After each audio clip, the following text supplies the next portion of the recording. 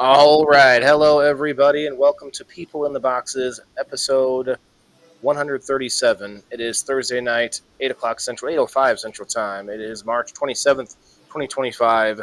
We are going to have an awesome episode tonight. It's a deep one, so we're going to get into it.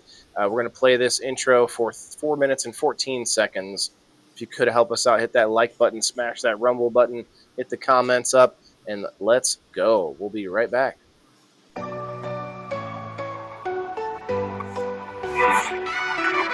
Voices echo through the walls so thin, trapped in squares where the stories begin.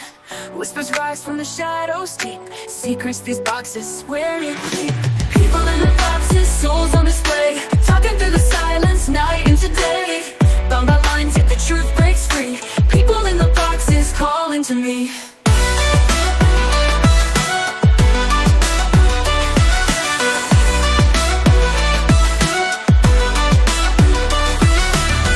Every cube holds a tale untold, hearts of fire, dreams so bold. Walls can't hold what the spirit sings, laughter and tears on fragile wings. People in the boxes, souls on display, talking through the silence, night into day.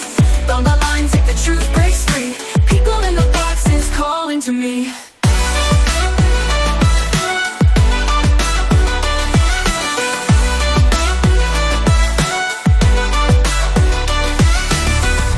Cages or a stage to stand, a prison built by a human hand. Voices clash, then they blend as one. In the boxes, the journey's begun. People in the boxes, souls on display, talking through the silence, night into day. Bound by lines, yet the truth breaks free. People in the boxes calling to me.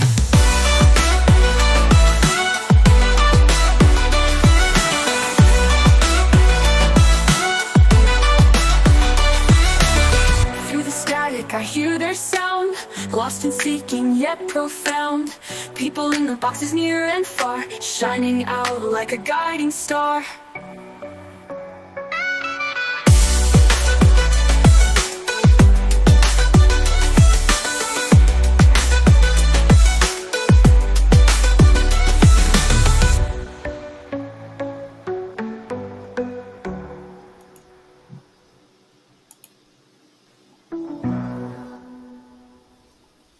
Voices echo through the walls so thin, trapped in squares where the stories begin. Whispers rise from the shadows deep, secrets these boxes swear to keep. People in the boxes, souls on display,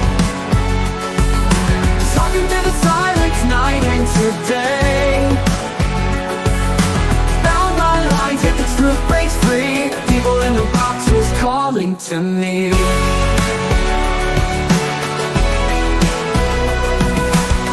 Every cube holds a tale untold, hearts of fire, dreams so bold. Walls can't hold what the spirit sings, laughter and tears on fragile wings. People in the boxes, souls on display, talking through the silence, night into day.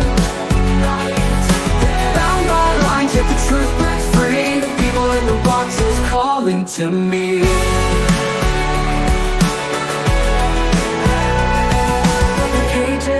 Or a stage to stand, a prison built by a human hand.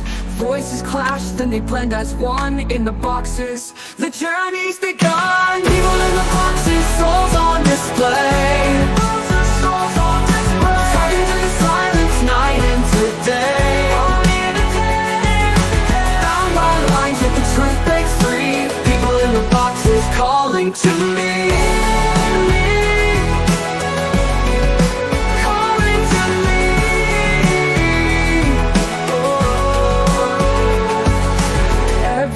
Holds a tale untold, hearts of fire, dreams so bold. Walls can't hold what the spirit sings, laughter and tears on fragile wings. Every cage is or a stage to stand,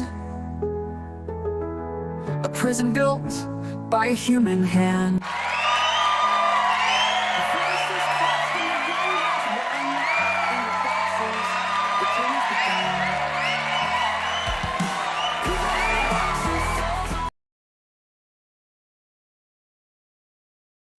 Unmute. What's up, everybody? It is Thursday night, People in the boxes, we've got a new streaming platform and working out the bugs on that as we speak. I muted you, Red Six. There we go. You're unmuted. And we got Kim, we got Red Six with us. It is episode 137, Thursday night, March 27th, 2025. Let's get into it. I already see some friends. It's working a little better tonight. I can actually see the comments right here. Here, we'll put them over Red Six's face. Here we go. We can actually see the live comments from Rumble working tonight. Awesome. What's up, Wes? We got Margaret in the house. Thank you, thank you. Hell yeah. So, guys, people in the boxes, it's a show that I think sometimes gets to the heart of why it's difficult to have conversations with people when you have such varying degrees of understanding of things and different perspectives on things. I use that word a lot because I like the show to give perspective. I want perspective. Like I have no clue. Like I had my friend Gilo on Tuesday night. We just sat and chatted, and I brought up to him out of nowhere. I was like, it's so crazy how we have such a vastly different background, but Gilo and I actually line up on a lot of different topics. But I want to know how he grew up in Hawaii. I want to know how all this different stuff, because I can never live those experiences, and that's what people in the boxes is for. I cannot live Red Six's experiences. I can't live what Kim has been through. We may have similar experiences, but the way that we find out what each other is into and where each other comes from on a topic is to share our experiences, right? And that's what we do. So tonight we're going to talk about grief. It's a weird word, actually. Let's remain on the lighter note for just a minute. It's a weird word because you can use it for different things. Like grieving a loved one or grieving someone who's passed away is what mostly we're talking about tonight. But good grief, that term, good grief, or when you give someone some grief, oh, I'm just giving you some grief, or stop giving me grief. They're probably different. We're going to look up the definition in a little bit, but it's another one of those words that just seems like there's multiple meanings, and we have so many of those, right? But it's a weird one because it's got a very, sort of sad, somber, more of a morbid side to it, but then it's got like this sort of light and playful side, which is so weird. Like good grief is kind of like it's kind of like a almost comical line, classic from like, I don't know, in the past. I don't know when, probably the I want to say like the 50s, like when do you think people were saying, oh, good grief? Like I feel like there's a cartoon out there that uses that term. Charlie Brown used it. Yes, that's the one I was trying to think of. Wes's hard time. Yeah. Hard time for sure. Grief is not easy. I find myself worrying about grief ahead of time. And that's why I pose the question, can you grieve for someone when they're still alive? But we're going to get into it. Let me at least say hello to everybody. We got Red Six. How's the sinus infection, man? You were talking about it for a minute earlier, but getting through it. Still have it, yeah. But Neti pot. managing. Yeah. I used one yesterday for sure. Do you ever do extra long hot showers and different things like where you want to? When I'm in the shower, I try to let it run on my face. Mm-hmm. So when I was injured in Iraq, I was kind of touching on that.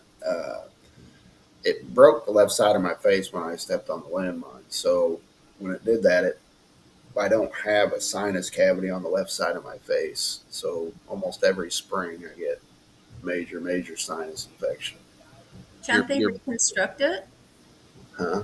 I've had a septorhinoplasty done, which is where they took the cartilage out of the middle of my nose and tried to bridge it back out on the side. And it only opened that side back up to 40%. So, sorry guys, this is the layout so far that they have set up for Rumble Studios. It's me big, you small. Like that is it. I can't even rearrange who's on the big square. I read somewhere where you can have up to 8 people on screen, so I would like to extend that invitation to you guys in the Rumble chat. I see 7 of you already. If that's accurate, okay, that is we're a lot more accurate than we were last night. I had to look at several screens to keep up. It was very annoying. We are Do live on you, Kick too. Go ahead, do Kim. you use a neti pot, Red? I do. Yeah, I have the squeezy bottle one. Yeah. I have looks like a little ceramic teapot. Yeah, I used to have really bad sinus problems. I had roto-rooter done up in there, yeah, and it opened it Very. up. I don't have as many problems now, but I used to have chronic sinus infections. yeah. I think I have. I know I've had them, but I'd like to know if I have one. You know, because I have allergies and stuff. You feel like maybe you might have something going on there. But it's just me being allergic. Although I think there's some things I can do. I do some things here. Like I have this stinging nettle tincture I got from Smashley's Garden. I wasn't trying to do that. Thank you very much. Um, Terry, what's up, my guy? I do want to put this out too, real quick. Red, you had a good. Can't even talk with my hands over here. You had a good point. I would like to do a door prize for the Rumblers, and I'm going to do that regardless of the number that we get to. I'm gonna go back to the roots and just promote people for being here. Margaret, we are not live on X. For some reason, Rumble Studios is not. I'm having trouble. I'm literally in email battle back and forth with Rumble. They're asking me all these stupid questions, basically like the "Did you turn it off and turn it back on?" questions, and I'm just like I tried all this stuff. Is there anything that you can do? So I'm really trying hard to get back live on X, but I got to be honest, the way that X does things, it's not necessarily great for podcast yet. I don't like the non-concurrent viewers. They just keep stacking up a number of people that might have possibly clicked through it at one point. It doesn't help me at all. And I'm not making any money on X.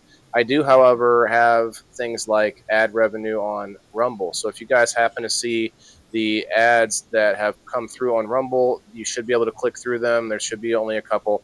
But I got to put this out too. I talked about it last night. I'm going to be a hypocrite here, guys. I am sorry. I talked about this. I don't ever want to be the podcast that has to read ads. But Rumble Studios gives us the option to read ads.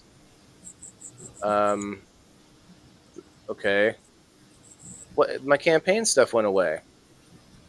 I literally saw the thing light up as I was talking that I could read an ad, but then I click on the thing and it's gone. No campaigns available. What the heck? Well, I guess maybe that was a fluke when I got it the other day.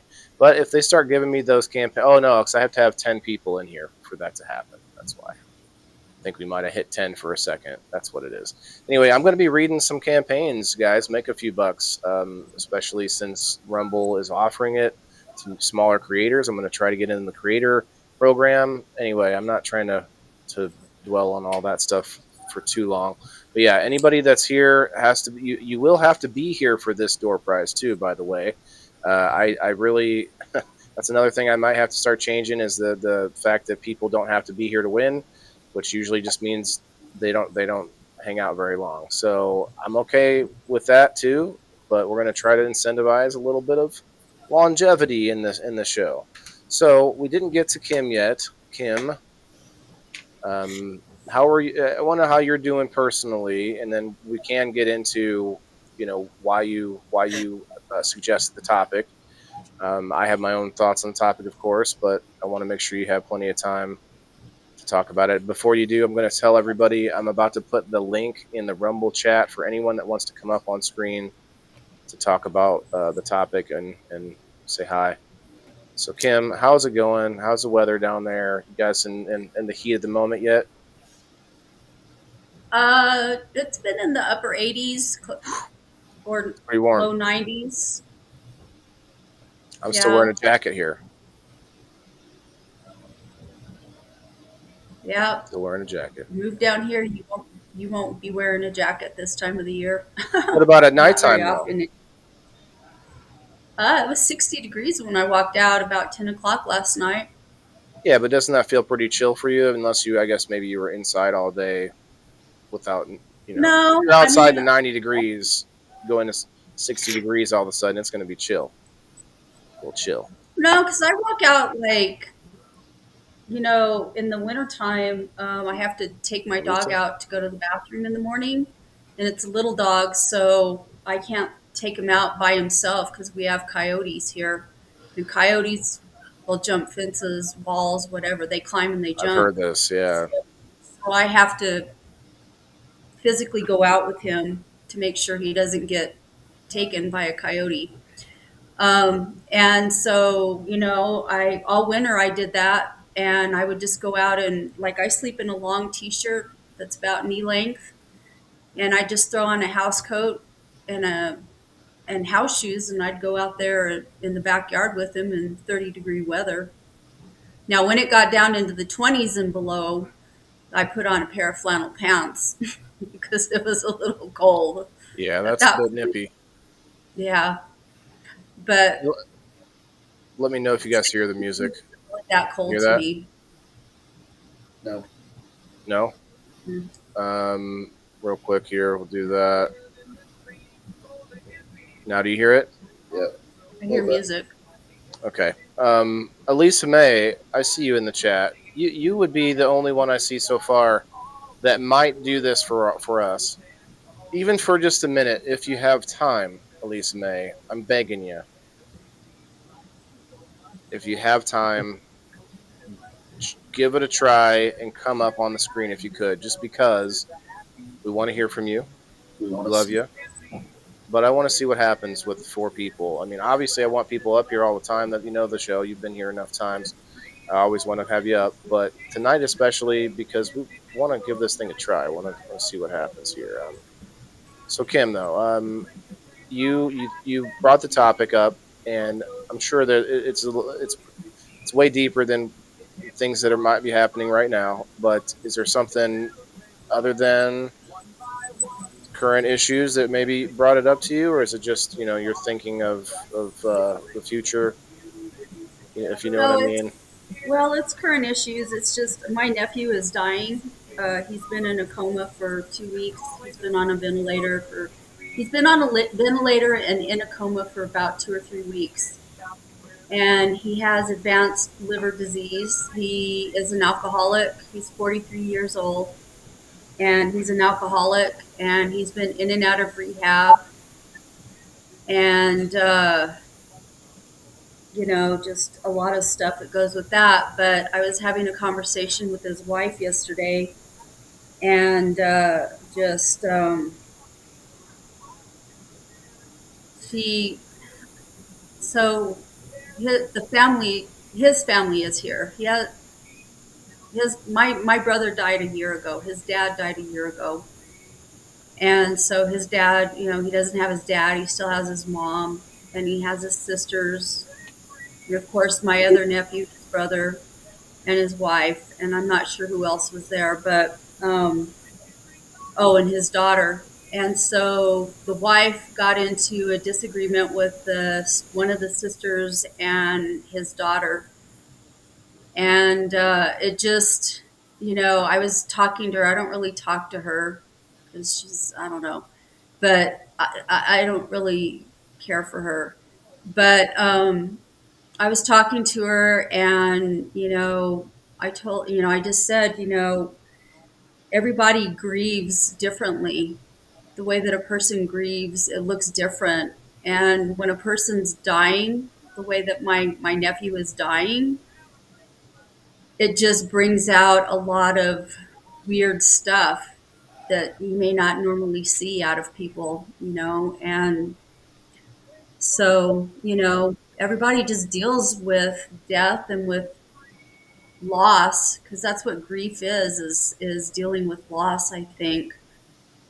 Um, they deal with it differently, like I'm really really super sad. Like it breaks my heart. I was 16 when Josh was born, and I just remember this little he had this white blonde hair that runs in my family, and just a white blonde headed little shit running around, blue eyes, just. And so I have these images of my in my head of this little boy, And it's just profoundly sad to me, that he's so young and he's dying the way that he is. And just, but at the same time, I'm so fucking angry, not at him and Right. not so much at the circumstances of his death, but I'm really pissed at the adults in his life that created the situation that he's in right now. I'm really, really angry. And I know it's grief. There's stages of grief and anger, Right. and bargaining is one of them, and Yeah, we stuff. should And I look that just up. was listening to her. I was listening to her talk yesterday, and I just, they're trying to control things. Everybody's like trying to take control of stuff, and it's all because they're trying to preserve some part of my nephew, whatever part of my nephew that they can preserve. And so it's just, I don't know, it's interesting to watch. It's sad, it's frustrating. I'm always an observer of things. I always just kind of sit back and I just take stuff in and I watch. And so I see all of these different things at play. But, grief isn't just something that happens when somebody's dying or when they're dead. My brother and I had a really terrible relationship. The brother was the father of this nephew who's passing away. We didn't have a good relationship. We never did. He was 20 something years older than I was when I was born. And I feel like he hated me most of my life. And I feel like that was because he never got from his dad what he needed. And, there was jealousy maybe or resentment or I don't know what. You know, um, but about 20 something years ago, I grieved the loss of my brother at that point because I got to this point where I was just sick and tired of him treating me like shit, and I was done. And I just decided at that time to walk away. And so I grieved the loss of my brother 20 something years ago while he was still alive. And so when he died, I didn't feel like I didn't go to the funeral. I didn't go to any of the services. I didn't go around any of the family. I just let it be because that part of what I needed to do had already been done. I didn't need to go grieve him because I had already grieved him while he was alive because I had lost him a long, long time ago. I never thought about it that way. When I thought about grieving someone when they're still alive, I thought about either someone dying or someone who is elderly. And yeah, there's a lot of times where we cut off family because things just a rift is too deep to mend, and or at least perceived to be too deep to mend, and yeah, it just becomes. But I never thought about it as a grieving process. And that does make a lot of sense.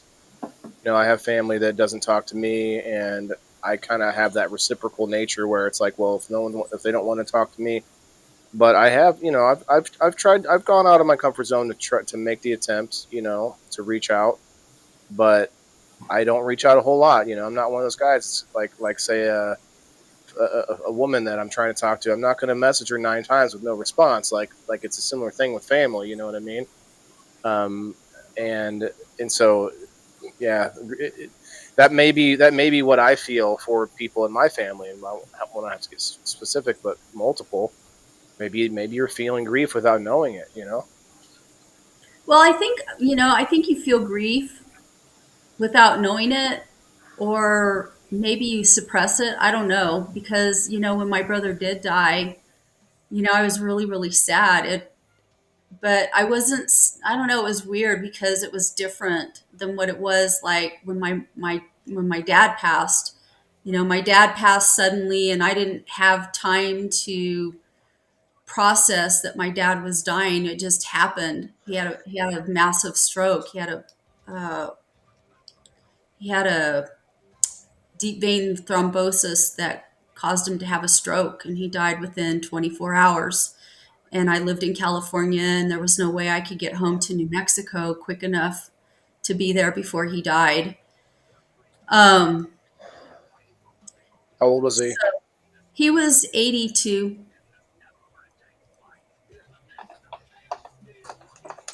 So, but I did grieve my brother. I did grieve for my brother. I did grieve that he passed. I never hated my brother. He hurt me, and I had anger towards him, and all of that stuff. But I knew my brother's story. I knew why my brother was the way that he was. And I accepted that. And I accepted the fact that I would never, ever have the kind of relationship with him that I wanted. That he would never accept me or be able to reciprocate or Did you be, decide to grieve? did I Was it hide it? no? Did you decide? Was it like a decision process where you thought, Oh, yeah. let me I just was like, yeah, I'm really good about when I'm done with something, I'm done. Like I will walk away and that's it. Um, Same way. I me remember too. when it happened, we had had Christmas together and he was just such an ass to me. And I came home and I was so hurt and I was so angry. And it was literally Christmas Day. And I came home and I was in a pissy, bitchy mood. And I started taking all the Christmas stuff down because I was just so hurt and my Christmas had just been ruined and whatever. And it was right then and there that I was like, I'm done. I am done. I did the same thing with my mom. I cut my mom out of my life. I was done with my mom. Now, when my mom was dying, I was able to, because I had healed enough and I had let go enough that I could go back and I could be with my mom as she died so that she wouldn't die alone, you know, but but with Ron, it was different. With my brother, it was a lot different. I let him go and I had nothing to do with him for many, many years. In fact, it wasn't until 2006. So I cut him off. This was like in 2002 around 2001, 2002, when this happened, somewhere around in there. And then my dad passed away, and my brother was the executor of my dad's estate. And so I had to go home. I had to come home for dad's funeral. My brother, did what he did. Everything was very, very friendly. It was good. But I didn't have any emotional investment in my brother whatsoever. So I came, we did the funeral, we did all the stuff related to the funeral. I disposed of all of my dad's stuff that I needed to dispose of, his property and whatnot, while I was here. And, Ron sent me whatever, financial stuff that my dad left and whatnot, property that dad left and whatever. And I never talked to him again, ever. That was in 2006, and he just died last year. I had not one single word or communication with him whatsoever from 2006 and through 2014, 2024. And I don't regret it. I didn't regret it. We had a mutual friend that offered to broker a meeting between me and my brother so that I could have closure, or so that we could have closure. And I thought about it and I thought, you know what? I don't need closure. I've already had closure and I don't need it. And I don't know, I didn't want to open my heart and my brother just be an asshole to me again, because that wouldn't have been productive. Did So I you? just Yeah, I was just gonna say decided, that. Did you think it was gonna dredge up anything? Like it would have been more harmful than just the fact that you didn't need it. You didn't need that closure, but it also a lot of other family members that maybe you don't talk to would be there, and that's no, kind of I wasn't worried about that. I don't have beef. I don't really have beef with anybody. I didn't even really have beef with my brother. I just didn't want first of all, I didn't want to upset him because he was very, very sick before he died. And I didn't want to do anything that would upset him. So there was that. Right. And the other thing was that my brother was such a bitter, angry person, and he was just venomous. And I just was at a place of peace in my life at that time. And I just didn't feel the need to have him verbally attack me or say something or do something shitty to me again. I was just like, I don't, I don't need that. I don't want that, and I don't need that, and it's not worth my peace to go back in and do that. I'm very content with where I left things. Yeah, I mean, could you imagine the last minute trying to mend something for someone because they're dying, and that cause it to get go faster or get worse? I mean, like I don't a really believe like that. I firmly believe that God takes you at a day and time that he anoints. And I don't think we have a whole lot of say in that. I have seen, and I myself have been there, I have seen people try to commit suicide and they didn't die, you know? yeah, So I just feel like, or like really close God calls and takes you when things. he Yeah, takes you, and, the circumstances of it. Yeah. I mean, I've had so many situations where I should not be walking on this earth.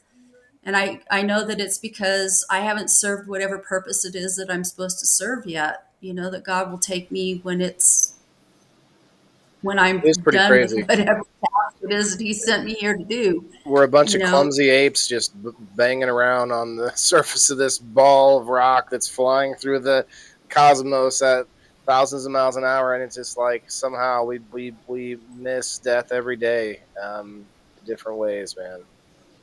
Just even in just staying at home, not just physical death, but like all the things in the air and issues with your home. Like now you have most houses have radon detectors and different things like that, harmful gases and stuff that we didn't know about before. And it's like, I'm just sitting at home, and then boom. So well, I'm yeah, always scared to death. I'm going to choke to death. I remember when I was a kid, my maybe mom told me a story or something about a lady that choked to death on a ham sandwich. She was eating a ham sandwich and she choked to death on it, literally. Bean come up. And she lived alone, should have and a I live alone. So it's like, I'm like, oh, I'm not paranoid, but I'm cognizant of shit. oh yeah, Bean. You know what? I don't want to beg you to come up, but tonight I will, because for the same reason I asked for Lisa May earlier. I doubt you're here anymore, Bean. But if you are here, come up even just for a minute. I want to. We need to see what happens when four people come up. Yeah, no, I think I agree, and there is this whole concept of celebration of death, like the celebration or no celebration of life they call it, right? Yeah. Um, and I think I get it. I think that makes a lot of sense. It's like celebrate the time they were here and celebrate, some like I think one of the things I've never been to one, but I believe it's you bring some things together that they liked. Like so and so liked fruit punch. Okay, we're all going to drink some of that, or whatever. Some kind of like maybe we're going to watch their favorite movie, or you know do some things to celebrate what they who they were as a person. But now, I mean, I didn't even think about this before the conversation, but man, I brought it up recently. Another conversation I had. I don't know if it was Gilo, but hey, Diane. I don't know if it was Gilo or not, but the concept of Facebook and your online footprint in total, not just Facebook, but every social media, like all of it that you've ever messed with, can be collected together when you die, and now there'll be sort of an AI that acts like you, and you can. And so there's like a sort of scary future of that. People are talking about that, but what I'm saying is like the idea that they can have a like like an avatar to be able to talk to, like on their computer, on the Yeah. phone, or Kind of something. like a Yeah. hologram kind of thing. Yes. And there was a version of it in Iron Man, but it's actually a real concept where they can take all the data that you have online and actually put a fairly close depiction of you together, which, I mean, who knows? Like, it could get crazy. But then the psycho side of that is some the I don't know what show it was, but I was listening to Tim Pool talk about this show where they talk about, oh, they finally can download your consciousness into this robot, and really all it does is it's making a copy of you, and then you're in hell watching this robot live as you live, like as you are up in on Earth, and you're like, shit, like I shouldn't have done that. Like, now this guy's sleeping in my bed and with my woman, and like this robot up there. Yeah. Or, like, who knows? Maybe it is actually copying your consciousness, but then still, it's not you. You're somewhere else. And there is, yeah, that could be scary, Diane. Hey, Kayla. That's a thing that I didn't know this until recently, but the lore in Star Trek, not Star Wars, but Star Trek, um, boldly go where no man has gone before, the Federation, Jean-Luc Picard, that Star Trek. When they beam me up, Scotty, they say that's disintegrating you at a cellular Mhm. level, and basically you're a completely different person each time. Not completely, like, as in, like, most of you is similar, but you are a different entity. You're getting, like, you're getting killed and re put together each time. Which I'm like, nah, I think I'm good on the beaming of beaming things. I think I'll be good on that one. Even if they Yeah. say it's perfectly safe, like, no, they won't know that shit. Kayla, what's up? Hit that like button, guys. We're going to do a door prize later on, no matter what the number is, but we hope that you stay. I'm kind of frustrated. I'm going to have to ask them about this stupid campaign thing. We hit the number, and they're just being stingy. Like, oh, this guy smokes weed. We can't do that. Fuck you. I watch Kill Tony. He has plenty of sponsors. Joe Rogan, he's got plenty of sponsors that don't mind sponsoring him. They don't care about weed when you make them enough money. Like, that's the difference. They do not care about cannabis if you have the numbers to make them some cash. I feel like, oh, hey, Yo, hey, there it is. Okay, now we're it's like Facebook. Like, I need another person up here to even me out. That's almost the same, Like, I want to fix my screen. Did you see how it was before you popped up? I'm the big screen. Like, I can't change that. I'm just why the am I big. so far zoomed in? I don't know. Doesn't look bad to me. Oh, you're already a moderator. It kept it. Oh, no, you're not. No, let me fix that. I think I have to re-moderate people every time we go live, but if you were to drop out, come back, you're still a moderator. So now you can put up comments, you can do all that stuff. I gotta switch hats. I was the only one that thought to wear all black tonight. I should have messaged you guys, like, let's wear black. Do I have one? I don't know. I thought maybe it would be Fancy. What are you fancy, huh? well, no, just like, pertinent to the topic. I'm not trying to be funny or nothing, but oh, hey, now we can see what 5 is. 2 of us get to be the bigger boxes, and I can't move that around either. I can't do anything about that. I can't change who's in what box, which is kind of But you know what? I'm saving $100 a month by us doing this, and plus possibly getting the chance to read ads. And look at the top of the look at up in Red 6's corner there. If whatever destinations I add, it will show who's watching. Gives us all the comments on the screen. There's some stuff I like about it. They just have to do some work here anyway. Oh, I didn't mean to click that. Anyway, not to derail the conversation, but welcome Bean and welcome Elisa May. I am slowly but surely whittling myself down to just Rumble. But we've got 13 awesome people watching. 14 now watching on Rumble. Cheers, everybody. So I want to hear in the comments what you guys think about the topic. Like, is there anything that you learned about grieving? Have you never grieved? I mean, there's people out there that they're in a point in their life where none of their families died yet. they've never had a pet maybe or something. That's a thing. I mean, we've talked about pets before, and I know Kim is near and loves her pets, and it's like when you lose a pet, man, and worse, like when you lose a person or a pet, anything, and you think there's something that you could have done differently, and maybe not towards the end, but like my dog, my dog, little Dookie boy, Sir Ducas Bartholomew Baronius II. Um, he he was a good dog, but you know what? I fed him dry kibble his whole life. Like a bunch of garbage that I didn't know wasn't good for him. And now you know what? My husky, you guys, this is insane. She will not eat. She will not eat. I put her. I give her this canned food, which is actually really good canned food. You can see chunks of carrots in there, and like you can see like chunks of food. She turns her nose up to it because I started giving her red meat. And I know this has a roundabout point here. If I can't help but feel like if I would have been given my little Pomeranian, like, give him some big boy meat, give him some good stuff, give him less of the chemicals and stuff that they do for dogs and stuff like that. Anyway, not to get into that, but it's a retroactive sort of guilt that you feel, and that I don't know if that's part of grieving, which I did pull up the definition of grieving over here. So it says deep. This is just the brave, I guess AI doesn't say, but deep mental anguish is that arises from bereavement or an instance of this synonymous regret. See, regret. Yes, that's it. So maybe I'm still grieving my little guy because I feel like I could have, because he had heart conditions and stuff that maybe better food could have been a simple fix, like his whole, like early in his life.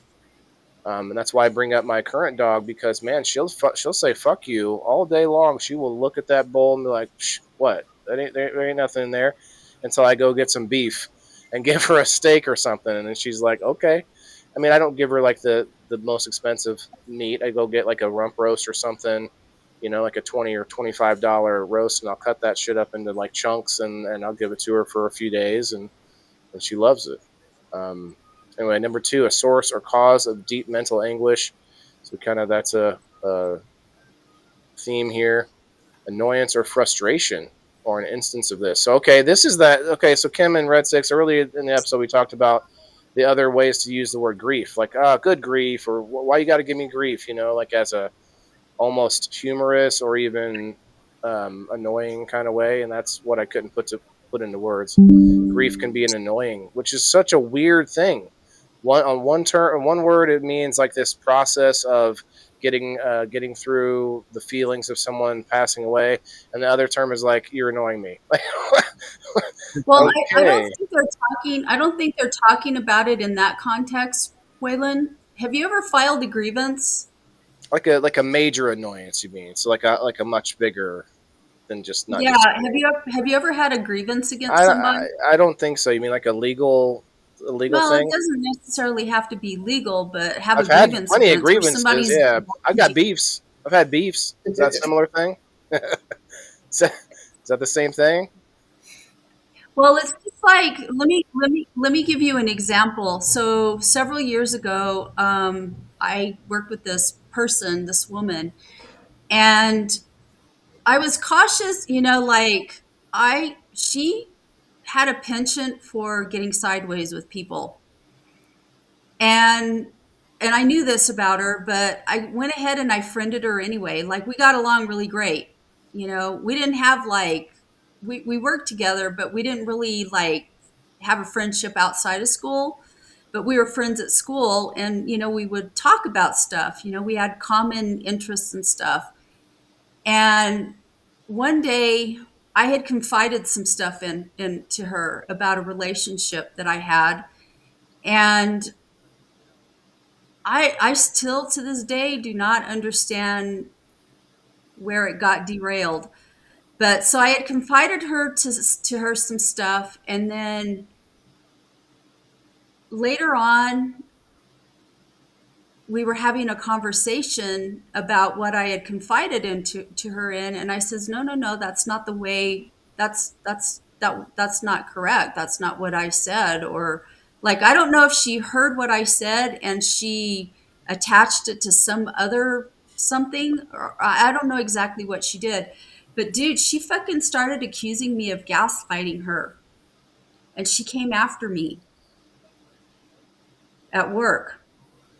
And I'm not like that. I'm very professional, and I'm very serious about my work, and I care about I care about my work.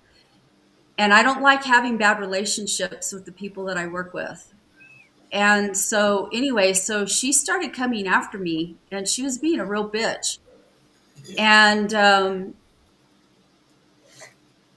I went to one of the administrators. I followed protocol, and I went to one of the administrators and I said, so this is going on.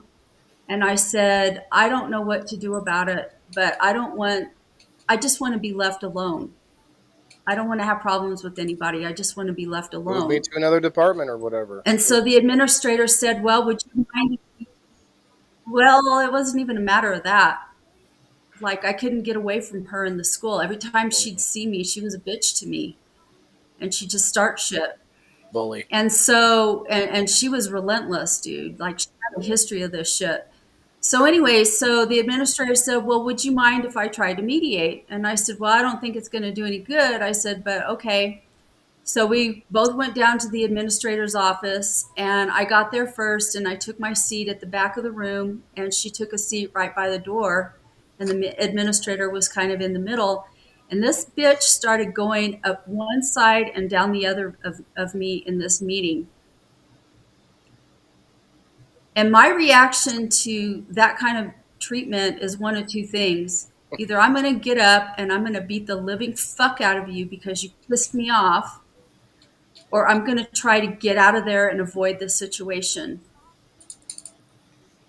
And so we're sitting there, and the administrator at one point asked me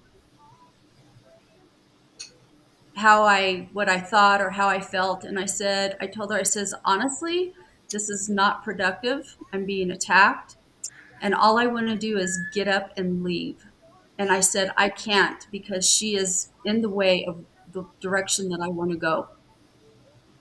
And I feel trapped. So the meeting ended, whatever.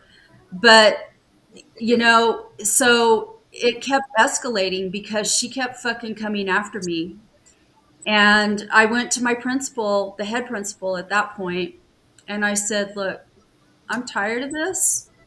And if you don't tell her to leave me alone, because I'm not saying anything to her, I'm not doing anything to her, I'm not going near her. She keeps seeking me out, and she's doing these things. And I said, I'm tired of it. And if you don't do something about it, I'm going to file a grievance. With like HR or something. And so he finally did something about it and put an end. Do you have an HR department? Okay. I mean, I'm sure you do, but I'm sure there's other things. Yeah, we do. Union or something. Our school district has an HR department. Sort of union grievances. Mm-hmm. But it's not just, a grievance against somebody is where somebody is causing you grief, is where that comes from. So it's an annoyance. A little bit more than, I would say it's a heavy annoyance. It's an annoyance enough where it's like impacting extreme annoyance things. You ever heard of Chinese? Yes. You ever heard of Chinese torture? Where you, I know Bean probably and his brothers probably did this shit to each other as a kid. Like you sit on your brother where you can't move his arms, and you just tap him in the forehead. You just and this over and over in the same spot, and like eventually that shit gets really painful too and annoying. Or like we called it. Not, no offense, we called it Indian burn when I was a kid. When you took someone's wrist and you would just rub the shit out of it, like mother, or you'd smack someone on their leg and give them a Charlie horse or something. Anyway, that's That's I guess more physical violence than anything else. But it's very, but like the okay, or like the more serious, like the actual Chinese torture where they will a drip of water on your forehead, a drip of water. You're tied to a table, and like you're not gonna die, but man, that builds up over time, and you will just No, it say gets whatever. annoying. Yeah, yeah. Repetitive things are annoying. Like Mhm. even repetitive emotions like cause grief inside of your body, you know? Yeah. So yeah, we've gotten away from the serious part of the topic, but Bean and Lisa, I want to make sure you guys get to talk about it. But is there anything, you know, Bean? You never talk about pets. You ever had a pet, or I guess you talk about a person that may have died, but pets are a little easier, like entry to for me to ask people to talk. You know, it's a little easier. You ever had a person die? Bean? Tell us about people that died in your life. Yeah, right. uh, I never really had pets. We had a family dog that I took on as my own when I left the house. That he had like a bunch of problems and shit that died, but like never really. Like, I had a close connection with him, but it never really. Hmm. It didn't. It Never didn't thought bother about that me till as today. much as most. Like right now, like Beans never. I never see Bean with like a dog or something. One day he comes on live with a parrot on his shoulder or something. Like, hey, what's up, everybody? I have a weird. Smashley. I have a weird way of thinking when it comes to pets. I don't understand the whole keeping an animal in a box thing. Like, even though like you have them in a house, like a house is still a cage to an animal that doesn't know how to use the Like in doorknob. a cave. Yeah, No, a house is still a cage to an animal that he's doesn't just know how to saying use the like, doorknob. yeah, the animal has no like can't like choose when to come and go. Although when you're close by, the dog can make a noise or something for you to let them out. But I know what you're saying. You are subjugating that animal, Yeah, and we did it initially for like work purposes. They could help us hunt, and then they could help us on the farm. And yeah, and I know we're at a point in time where like you can't go backwards and just say all animals set free, but like I can't see it in myself to keep an animal and like own a living thing. You know what I mean? yeah, it is sad, man, especially when you see people that don't treat their animals well. Yeah, Nowadays, they Yeah. need us as much as we need them now. You guys, yeah, I heard this story on the Rogan episode. Yep. This is kind of famous right now that just happened with the doctor. They talk about the medical industry, they talk about a lot of vaccine stuff, but she talked about in, I believe it was polio or something. I'd have to get this exact, but the story was insane. Where there was a belief at that time, at some point, I'd have to get the details, but basically, everyone was throwing their cats out of the like several story windows because the belief was the cats were carrying this some disease, and I want to say polio, but I don't remember what she was talking about at the time. And so, like, there were for a short minute there, almost all cats were just murdered. wow, So yeah, like yeah, because pets do carry things. Pets can be a problem, but so it is crazy when we can turn on a dime in society because that would be the first thing to be like, okay, if there's not enough food to go around, kill all the dogs. You know, like it would be like yeah, there'd be a decision to be made, and but for but we actually ultimately have that happen with people too, and that's why a lot of people think at the higher levels of like government and business and world economics, you have people. There's people that believe there should be less, or no, they think of us as useless eaters at the bottom. You yeah, know, it's useless eaters, and so there is an acceptable loss for humankind, except for within our own family, and even then, like Kim had said earlier, she had a divide with her brother that was so huge that she grieved him while he was alive still. Lisa, are Oh, I you? did that with my mom too. Yeah. Oh I yeah. You keep my said Like in my son while early he's early alive. I was 20s. just I was just about to say yeah. something about that. That one of the interesting things about grieving is that everybody does it different. Yeah, I've actually got to watch from two perspectives. My mom and my dad's partners both passed in the past. Well, my mom's husband passed a few years ago, and my dad's wife just passed last week. And my mom pretty much grieved her husband's loss before he passed. Like by the time he passed, Process. it was already. She was already almost like pretty much over it by the time he passed. My dad, he was still going through the motions after she passed. Like he woke up the next morning and called her phone, like because Right. she was in a home, so like he wouldn't even wake up next to her every morning when she was still here. So he had to wake up, call her every day, get into motion, go see her, and all this stuff. So like he woke up still in his routine and stuff for the next couple of days, like, and then one day he had to go to turn off her phone at T-Mobile, and the dude said that they needed a death certificate to turn off her phone, and he lost it, and just like everything hit him at once, Mm. and like it like ended the cycle for him. Like he doesn't get up and call her, and like I think that has to do with how close you are, and I mean like literal, like physical, like someone in your house with you, and maybe in your bed.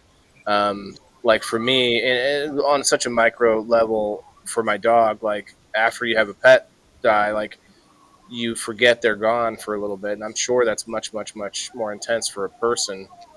Um, and I can imagine that being a thing. And I've seen people where, and a lot of times this happens with elderly couples, is that once their significant other passes, it's a matter. And Lisa, I'm sure, can speak to this.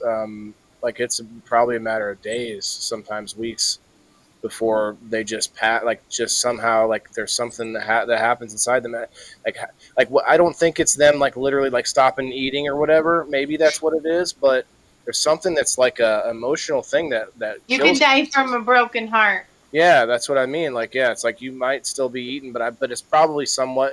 I would have to, if I'm using my logical brain. Obviously, I agree. Broken heart's really intense, but that also makes you not care about anything, like such as eating. You know what I mean? Yeah. So it could be that connection. You know what I mean? Well, it leads to deep depression. Right. And or it's something more intense where you actually take your life.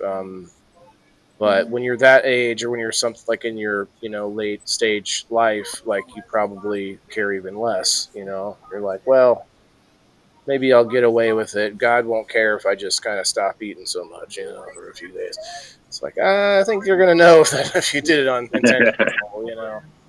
But it is something that is sad. But I also look at it like a positive. I try to keep it a positive spin, or at the very least, a neutral spin. Because think about it, death is part of life. Life is part of death. We can't have one without the other. We can't have good without evil. We can't have ugly without beautiful. Like all those things, right? It's the other side. It's the yin to the yang. It's the thing. It's part of the wild ride. We all have a ticket for it. We're all in our own line. We don't know where we're at in the line, but it's just a thing. I'll say one thing. I know that death is hard for everybody, and everybody goes through it differently. But if you can control it, try not to grieve the living. Try to allow somebody. Try to be there for the living and grieve them after they pass. Like, Yeah, that is It's interesting. okay to grieve the living too. Like I grieve Dill never played basketball like my other son. He never played football like my other son. He never wrestled like my other son. I get probably that. never drive. He'll probably never get married. That's not what I mean. That's not what I meant. I meant somebody that like has a death warrant. You know what I mean? Don't grieve them yet. Like don't give up on them. Like I'm speaking specifically, like my stepdad had cancer, and at that point, my mom started like grieving him at that point, and like almost like he stopped living. He didn't get the chance anymore to experience things, Right. and The bucket you know list. what I mean. Like at that point, in time, like I'm talking about that situation. Like when somebody's close to the end of their life, don't just like stop there. You know what I mean? I'll tell you what, man. I had a similar experience to Kim when my dad died. I wasn't moved to go and do anything about it or be with anybody or talk to anyone about it because I had And I'm written not him trying off to a be long time ago. judgmental. Sorry. No, it's okay. Like I didn't think about it as grieving actually. At the time, I had problems with my dad ever since I was a small kid, and so it was kind of an inevitability but he did seem like he was sorry after the fact, but he was that kind of toxic person where they would mistreat you, and then like pretend to be so like sorry and the victim later. He did that to my mom several times, and they finally divorced for the last time when I was like 17. But I did see him later in life, and he had cancer, lung cancer, I think, because he was a pest control. He didn't smoke cigarettes or anything. I think he smoked a little weed at the end there, but um, he did a lot of pest control, and that's all those chemicals and shit he ended up with, and not just chemicals, but going into places with mold and shit like that. And that was it. I mean, like I didn't.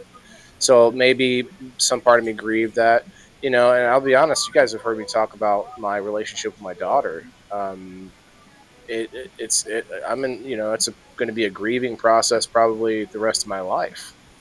And to what Elisa May said, you may grieve things about what your child may not be able to do, but that's going to be a thing we have to live with the rest of our lives. And even with our own selves, do we think that it's a process of grieving with our own selves when we think about our past and what we missed out, or what we the fear the not fear of missing out, but the thought of regret. Regret was part of grieving. So do you think that we sort of, when we sit there and wallow in our past and kind of get real upset about I missed this and I did that wrong and I made that mistake and I shouldn't have put it in there, and anyway, but like we have these grieving thoughts, and that's kind of our whole lives thinking about our own past, which is pretty crazy. It's almost like Well, I ourselves. think that we do. I think that we do grieve that because, I grew up, um,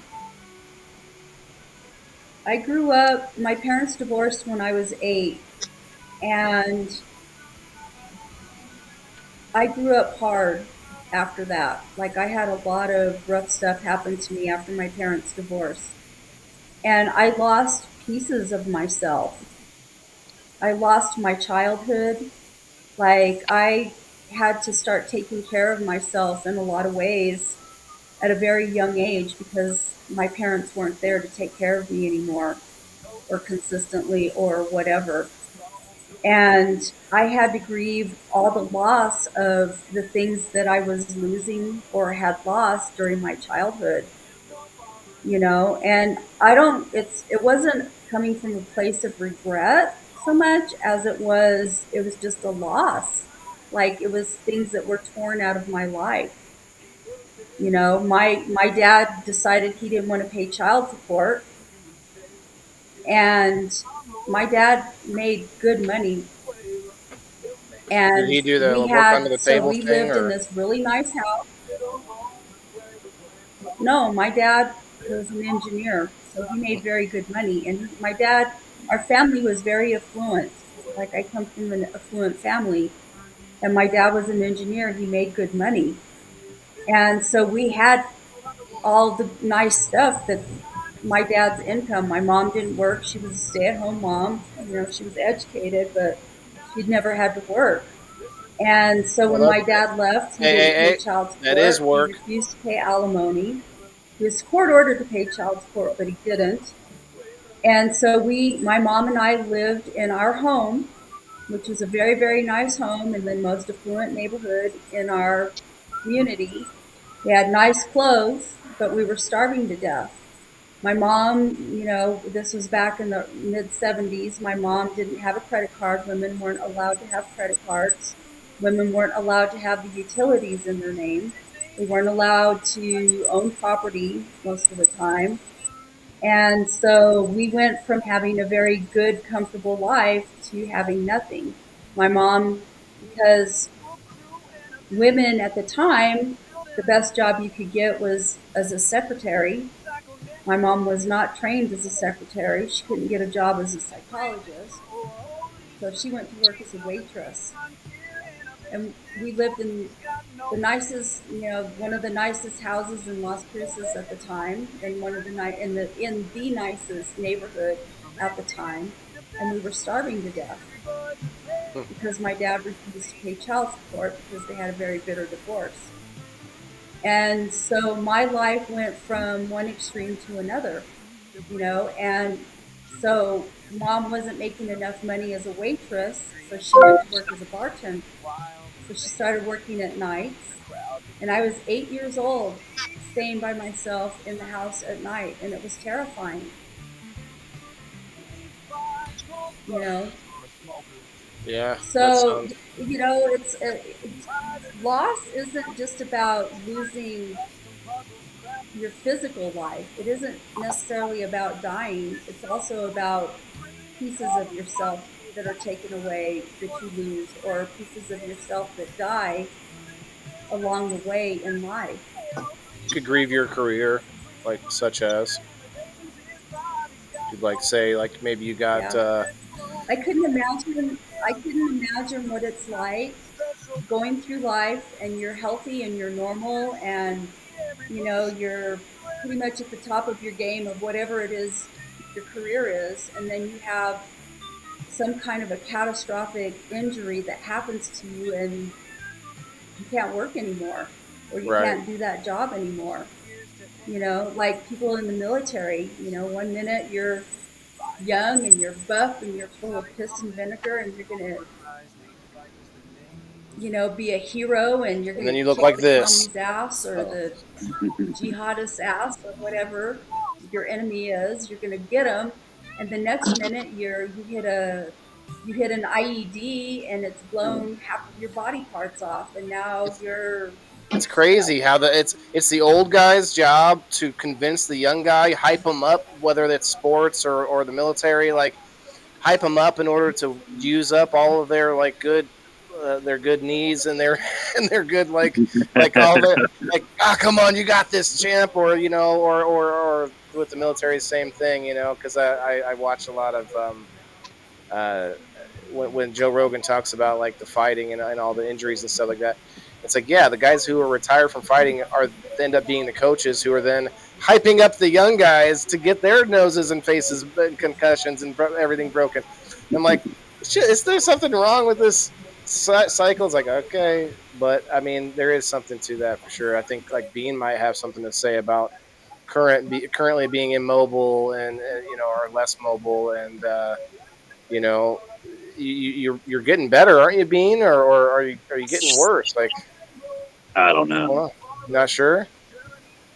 I don't have any answers. No answers. See, that's got to be very griefing as far as annoying. Well, That is I for sure. mean, y'all know y'all deal with the state, basically dealing with your medical shit. With the VA, yeah, Yeah, dealing with pencil pushers for your medical coverage. Yeah. you can scream into the wind on the phone nonstop, and you're just gonna be on hold for hours and Yeah, frustrated. Yeah, Elisa knows what that's about too. Yeah, no end in dealing with. sight. Um, I think that there's a lot to be said about change in general too. Like those of us who see a lot of change happening fast, some people get freaked out by that, and I don't know if that's a direct connection to our conversation, but it made me think about it. It's like when things change so much that, like in our own lives, like say you move, you get a new job, whatever, things that are drastically different, it can have a weird reaction sometimes. Like you can be like, you can go introverted, you can run away, fight or flight or freeze, fight or flight or freeze now. Yeah. Anyway, back to grieving though. Like I have some older family members, and it's something to think about. It's something that I try to prepare for, but also don't fully imagine, like you said, don't grieve for somebody if they're alive. If they're still, unless you're grieving for a different reason, like Kim had stated, like actually a separation that you don't ever plan to rebuild. That's a different thing, like a lost relationship. But uh, if you're somebody that if you're related to someone or a friend that's still in your life, you shouldn't be grieving for them, even if they're elderly or have medical problems.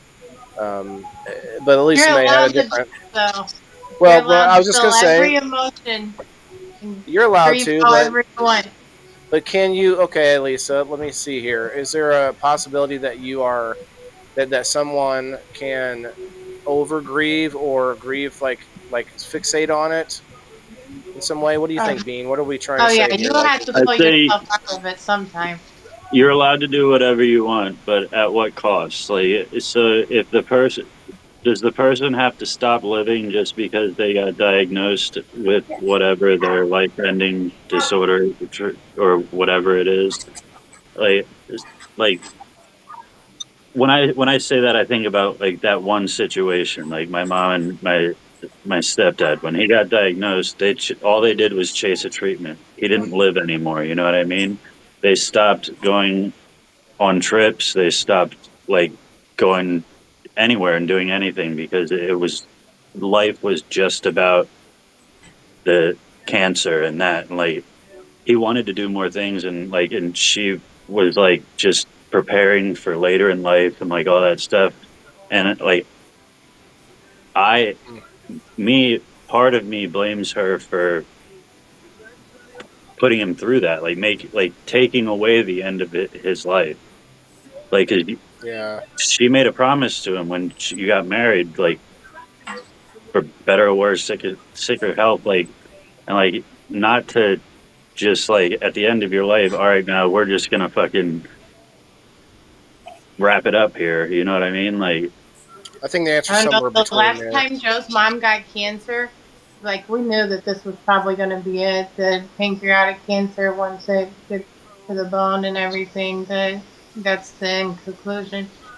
So we took her on vacation, but I told him go see her every single day for the at least yeah, last 6 months that we knew like happening. that's what I wish like my mom would have done. I wish they would have taken another trip. You know what I mean? Like, go figure it out. Like, go have fun.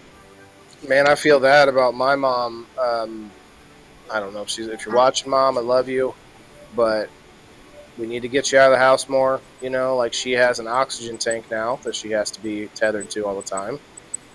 For all you smokers out there, um, and it's made her not want to go anywhere or do anything. And it's something that I feel I'm sad about because it's like this is supposed to be your retirement. This is supposed to be your time to go and do stuff. But we are actually doing some kind of Easter gathering for family this year, which has not been done for a couple of years. So I'm excited about that. She's having people over, and um, I think she should. It's just like I get it. It's not It's not easy to lug it around. It's she feels embarrassed by Don't they? having. You know. Don't they have them mobile oxygen machines now? Yeah, but there's actually a problem with that. We're constantly trying to find one that works good enough, and there's this like small one.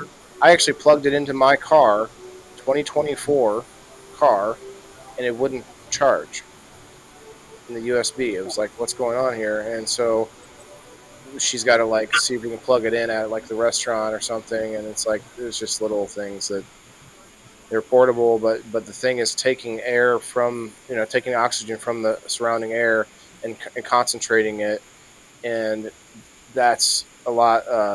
That's got to run some battery. And Yeah, she's also got the tanks, but the tanks is like this thing on wheels, and it's a little bit more cumbersome. yeah. But I think as the weather gets nice too, it'll be a little easier to convince her to come out. Because like I'm always going to these events and stuff, which I know she would love to go to, but it's a lot of walking. When you go to these events, man, there's 100 booths. Like there's no way she could do some of that. So she has gone a couple times, and she loves them. Farmers markets and all these like kind Gotta of little find her a things little like that. rascal or something. Bro, she would just not go anywhere. Like, I don't know, maybe she would, maybe she'll slowly get to thinking about it and do it more or use that. That's a good idea, actually. That's a great idea. Soup it up Although, for her, make it look cool. right, put all her, never mind, all her stickers on it that she would like.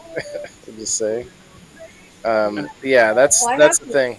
Go ahead. one of my close friends. Her mom has Parkinson's, Yeah, have they and tried cannabis? like I gotta jump out a of lot here. of the time she's All like, right, later. Later. a lot of the time she doesn't want to go places because she feels like she's a burden because she has Parkinson's, so it's a neurodegenerative disease, and so she's losing her strength and her balance and all kinds of stuff, I've and she seen feels like a cannabis work, burden, but I and don't know if it's true. Sorry. she's not ready to do cannabis. We talked to her grandson talks to her, I talked to her about it. She has to get to a point where she's, Frustrated enough to try it. Yeah. yeah. Hmm. I've also seen stem But I cells wish, working for it, but go ahead. yeah. I was wanted to say something to Elisa May. You were talking about, your son wouldn't be able to do this compared to this other son. And I remember when I was going to school to become a special ed teacher when I was in college and I was taking my classes, and we had to take some classes on um, working with families of special needs kids.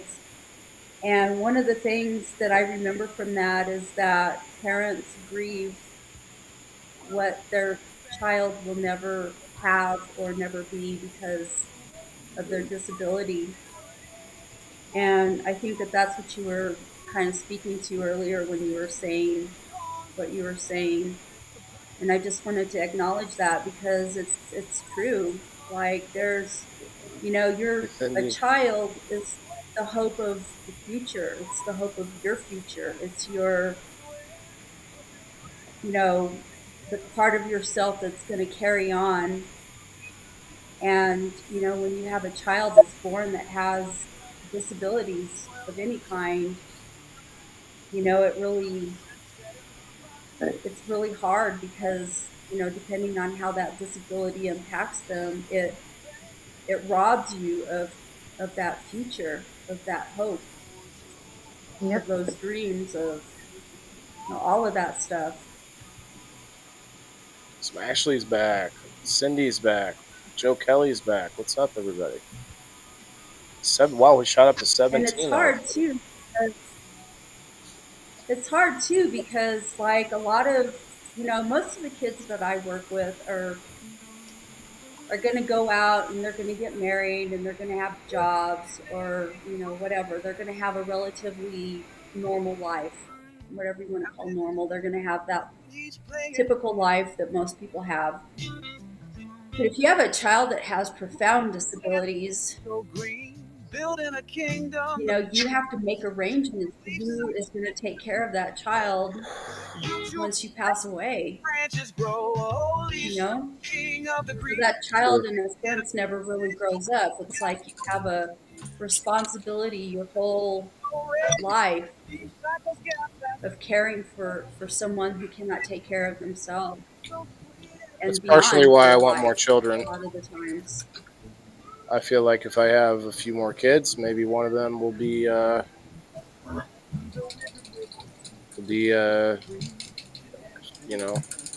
mean, multiple hopes, right? You hope for a kid that, like, if I my business gets to the point where it's something Why worth would you passing want to on. saddle? Why would you want to saddle one of your children?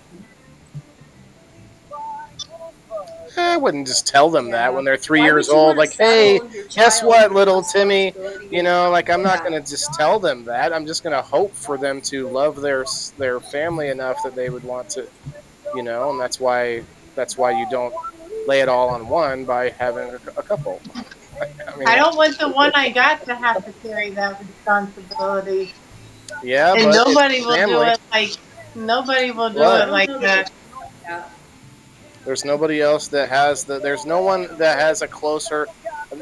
Okay, I'll agree that no one should have that responsibility, but there is no one else that you could even point to that besides family, not just your kids, but like anyone, someone in your family, right? Is it would be the answer to that, unless you had some like really close friends of some kind that were just always with you. I don't know. Joe tells me time will change, and maybe when Did you Austin gets know older, that I'll want children, to care for Well, Dylan. But right now, I can't. He can't even take care of himself. I don't see him ready for that. So oh, I see what you mean. Yeah, how old is your 20, oldest? Right? 20. 20 years old. Oh shit, Elisa May. I was looking for you know, alcohol and women, and I wasn't. No, there was no way I would. That Maybe, must, yeah, gotta give him a little bit, but maybe I don't know the story, obviously, but that I must still be pay the boy's car insurance. He's not ready uh, for that. He probably won't be until he's like 30 some years old. I don't know. Hopefully he oh, grows up someday. just take the car insurance payment for that month, buy him a bicycle, give him the bicycle, and say, sorry, your car's no longer insured. I know you're too nice for that, but Yeah. that's He'll be that's the bugging thing, me then. Mom, give me a ride. Mom, give me a ride. Mom, give me a ride. right? So it's funny that people have talked about. It's kind of a side note, but like people have brought up how kids like stay home till they're 30 nowadays.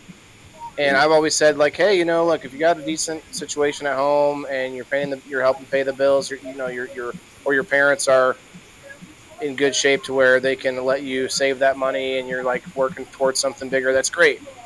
But if you're just being lazy about it and you just want to like live off mom and dad for as long as possible, that's what people are worried about. But I think about it this way: as our life expectancy expands, which some people think it should be longer than it is, but with all the chemicals and crap that we have to ingest, it's been kind of stifled. But that's another conversation. But my point is, as it has gotten longer, like it used to be like 40 years old. It used to be like 40 years old when we were in like the Wild West.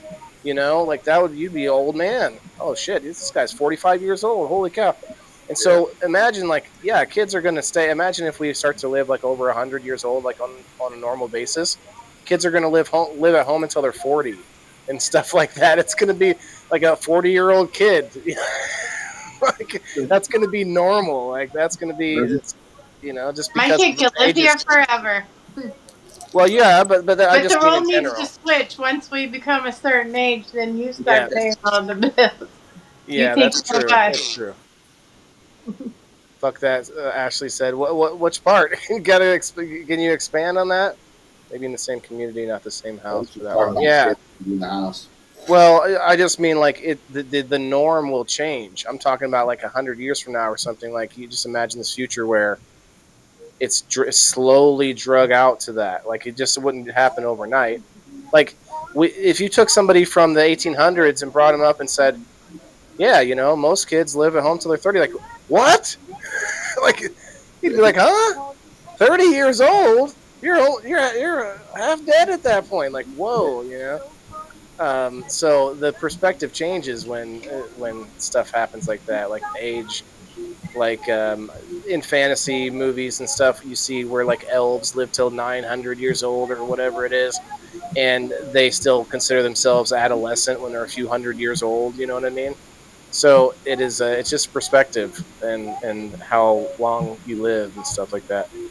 But yeah, maybe same community smash. So, I have that same opinion. Like I'd love to have a sort of homestead like area where there's multiple buildings, far like several blocks away from each other, inside a few hundred acre, like 100 acres or so. Even 50 acres would work. This And way, so we can put tiny houses on our entry. yeah, yeah. You get like a facility. You get like some community, build like a community facility where you might have certain things that you wouldn't want to have to store in your own house, and make all the rest of the houses smaller because you wouldn't need that much. You wouldn't need the storage, like say like I don't know, community lawn equipment or something to that effect or whatever. You know, like there could be a thing way.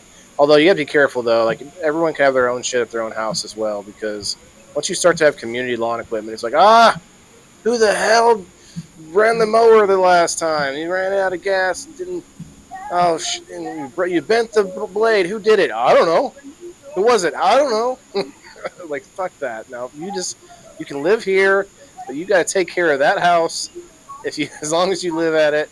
If you don't, I think you're not taking care of it. You're out of here. That's it. Mini community, yes. Yeah. I like that we kept the episode light tonight so far. I'm gonna get the wheel up here in a minute for the subscribers. It's not all light, obviously. Kim, I feel for you. I know it can't be easy. Anyone that has to see someone like in their family younger than them, let alone a child or their own child, um, it's never easy. But I hope, like we've been talking about, I hope that maybe they can uh, just be there for him and He's not love him here. and oh, He's not here anymore. He's been in a coma for at least a couple of weeks. I mean, his so liver's shut down. There is no hope. There's no recovery. they're sitting with him, they're holding his hand. Are they gonna just pull the They've plug, or are they been gonna? trying. I'm not really sure. Well, I was talking. I don't know. She just posted an update, and it's a video update, so I can't watch Uh, it to see what's going on until later. But um, when I talked to her yesterday, he had articulated that he wanted to go home to die, mm, and he's an organ donor. And apparently, because he's an organ donor, they can't do that because there's a certain amount of time after a person dies that they have to harvest the organs to do whatever. yeah, people don't So there's a realize that. protocol. Yeah, go ahead. Yeah, so there's a protocol, so they can't do that, and so I, so there's some angst that's going on between the wife, the daughter, his daughter, and his sister, and she got mad yesterday, and there was a blow up, and I don't know what all happened because I wasn't there, and I don't want to be a part of that, but um, so I don't know exactly what is going on, but there is no hope of recovery. His liver's completely gone. He is not even viable for a kidney transplant if they could get him for one because his ammonia levels are so high. So if they take him off the ventilator, he will die. His body is just it's done. So I wonder So, if you can still but he's be. been in a coma for at least 2 weeks, probably closer to 3 weeks. Um, I'm curious as to if they've like what is it that was shut down in his liver? Like, is it something that maybe they could? Obviously not right now, but maybe there might be some stem cell research done on it, because almost everything I've seen so far they have been throwing it at that, and they have had a lot of mild success with different things. Um, Smashley says that's why she shouldn't be an organ donor. I wonder, can you still be cremated if you're an organ donor? You can. I mean, because they I would have take an organ donor, right, they would and take he's anything. screaming. Okay. I don't think I would want to be cremated, but I also don't want to be embalmed. So, And go ahead. oh, I don't want to be embalmed. I don't want to be a mummy. I don't want anybody digging my body up, looking, studying my bones, or Well, we've seeing me talked like about it that. before. I want to be Our cremated. bodies don't decompose like that, and it doesn't feed the earth. Like our bodies are supposed to go back to the earth. Like there's all sorts of passages about it, in the Well, Bible. my body can go back to earth as Um, ashes. well, that's fine, but my point is like imagine people. as actually extracting nutrients from the planet, right? We extract from the planet because we eat, and that's makes up our body, and then when we die, if we embalm our bodies, that body is useless to the earth now. And so Yeah, it's we are mummified. well, yeah, and it doesn't break down, and nothing, no worms won't eat it, and that that that's literally sapping out, like pulling out of the earth. Like we are literally, that's one way we're killing the earth. We're talking about killing the planet. Like stop embalming bodies. But Elisa, is it They make the it too expensive for you to get buried nowadays too. So yeah, most that people too, are. because of things like embalming fluid and I don't know. It just the thought of all of that just will be a tree. horrifies me. All I, the stuff you have I to don't deal want with. any of that. That horrifies me. Or you mean the embalming? Yeah, Yeah. but that's me. Well, I mean, I guess mummification was a whole different process, but I Yeah, it's think just embalming fluid is I don't. definitely worse. Smashy says she wanted to be a tree. I saw that thing. I don't know if it's a real thing you can do now, but Well, you can get planted as a embalming is tree. just a modern way of mummifying somebody. Yeah, but it's with the chemicals that won't break down. If you're mummified, you're usually put into sarcophagus. Yeah, Like if you're talking Egyptian, you're not put into the ground and people mummified. can do that. That's not me. Right, but People I'm can just do that. saying That's those not. those don't. I don't think those are a good comparison because mummification is usually done in like a above ground box, right? Versus being buried in the ground, as most people are now, and being embalmed, which is this harsh chemical that's just not. But anyway, I want to talk about this tree thing, Smashley. I don't remember if it's Yeah. true or Well, not, It is. but it is. You've seen this, so I'm not sure how it works, but your body gets put into this sort of pod, and a tree gets grown from that pod, and you get planted, basically. Yeah. Went to a cremation place as a field trip in middle school. Oh my God, you went to a cremation place in middle school on a field trip? That's intense. Says it could cost anywhere between a gross. thousand and $4,000, So you know that body's not being embalmed. depending on cremation costs, the type of pod, tree, and burial. Oh, it's with cremation. Mhm. Nah, I've man, I want heard. my body down there. Oh no, then you could you'd have a skeleton that would last so long that you could get in like the person that lives there later would get in trouble. Oh no, unless you could put it in a cemetery somehow. Your bones be Cemetery all wrapped trees. up in the roots. Yeah, they get pulled up into the trunk.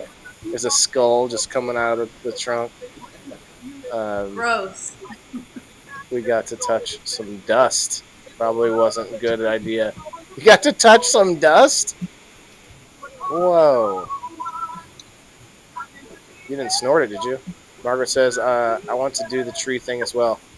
Yeah, but like I thought it was gonna be my body in there, not cremation. They just shut down a funeral home in Chicago because they had all these bodies laying around. Like, we'll get rid of them sometime. And have that yearly bonfire? Yeah, sure. Well, it's kind of like when I got my pet cremated, there's different options. And one of the options is that literally you put your pet gets cremated in a pile of other pet cremation and you get a scoop of that and some of that might be your pet. Like that's the cheaper option of pet cremation. And I'm like, you think they're not doing that with people? Shit. But it was like the other option was, oh no, this is for sure your pet. That's the other option. Like, okay, yeah. So you have one area that's clean, and you only use it for one pet at a time. Yeah. The other area, okay, sure. Um, Snorting human, smashing. I wasn't gonna go there. I was gonna say I hope you didn't snort it, but then you went there anyway. You went there anyway. All right, so let me pull this wheel up. All right, well, I'm gonna go. But you guys could grieve however you want to grieve, and nobody could tell you how to You're grieve. gonna get mad cow disease. Why? What? Who's getting mad cow disease?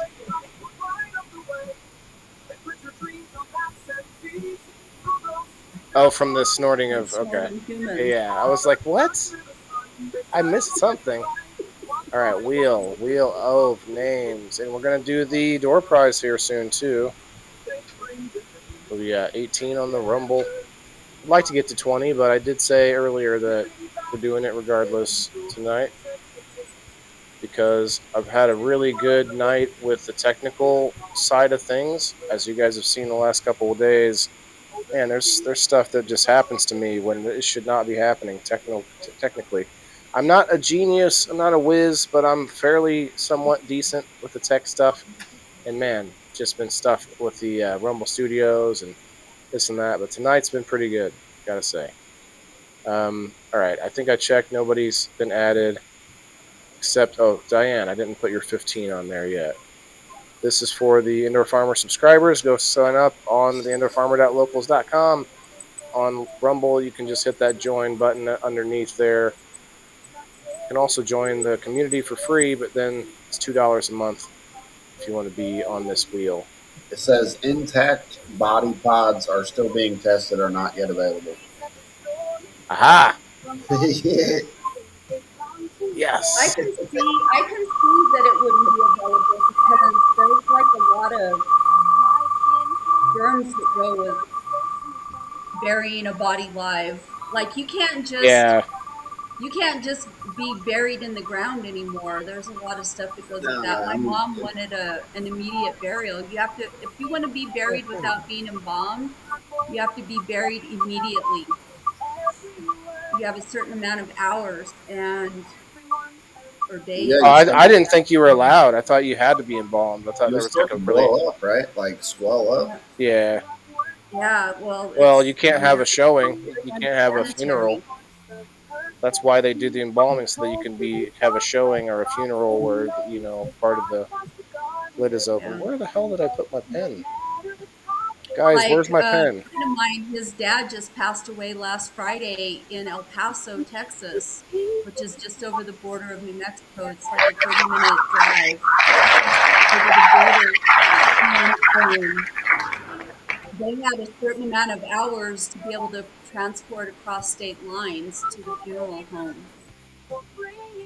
So you have to transport dead bodies really quick that aren't embalmed because it Yeah. becomes a health hazard. I actually transported dead bodies, not all the way to, not in vehicles, but down to the vehicles in the hospital when I worked there.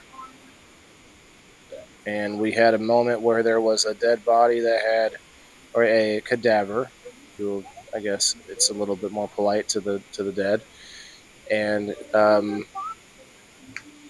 congratulations, number 8, by the way. I'm going to find out who that is in a minute. But yeah, the story goes that one officer, a security officer, was with the funeral home driver, and they called for us on the radio because the body had started sliding off the table, and the funeral home person was kind of a smaller lady, and they were both struggling just to hold the body up and keep it from falling onto the ground at that time because the dead weight of a body is, no pun intended, but it is like literal some heavy shit.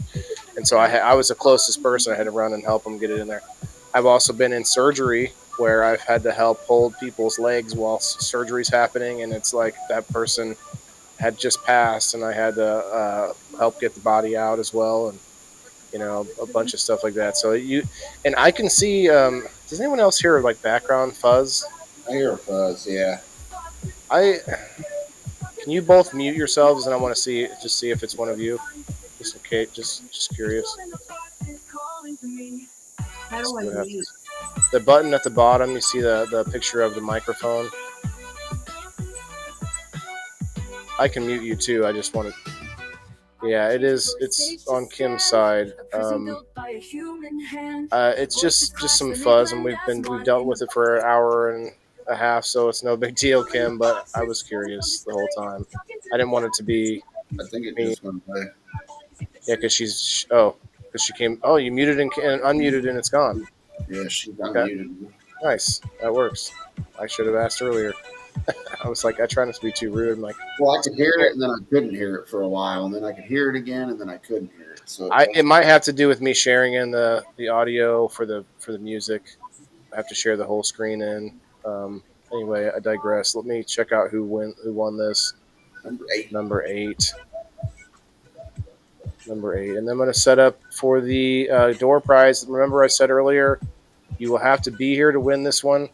Michelle Got Paris won. Michelle Paris. 25 total in here right now. Got her new wheelchair. Did you see that? 21 on Rumble.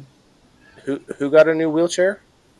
Michelle Paris did. She I got her new didn't. wheelchair. I did not see that. No. Yeah. She got it earlier. It looked like it was earlier this week that she got it. That's awesome. When I see her next week, I'll have to. All right. I don't know if she's going to play or not, but I might see her next week. Yeah, 25 total. Looking good. Looking good. Let me see if we have an ad. I hope, but I don't think it's going to give me one. Oh no, it's lit up. Damn it! Why is it lit up then? Just. It's like somebody hit the button to not give them to me. What is going on here? Are they teasing you? I swear it's something like, oh no. The only thing I can think of is like, oh, they have cannabis on their screen. Last fetch just now. I see that because it lights up. It gives me a little light there to say that there's something, a little dot. Why are you teasing me with this? I have to email the Rumble Studios. Let's see. They haven't responded since I messaged them back. They had the balls to message me. Do you have an X Premium? X requires a premium plan for live streaming. Are you gonna patronizing me over here?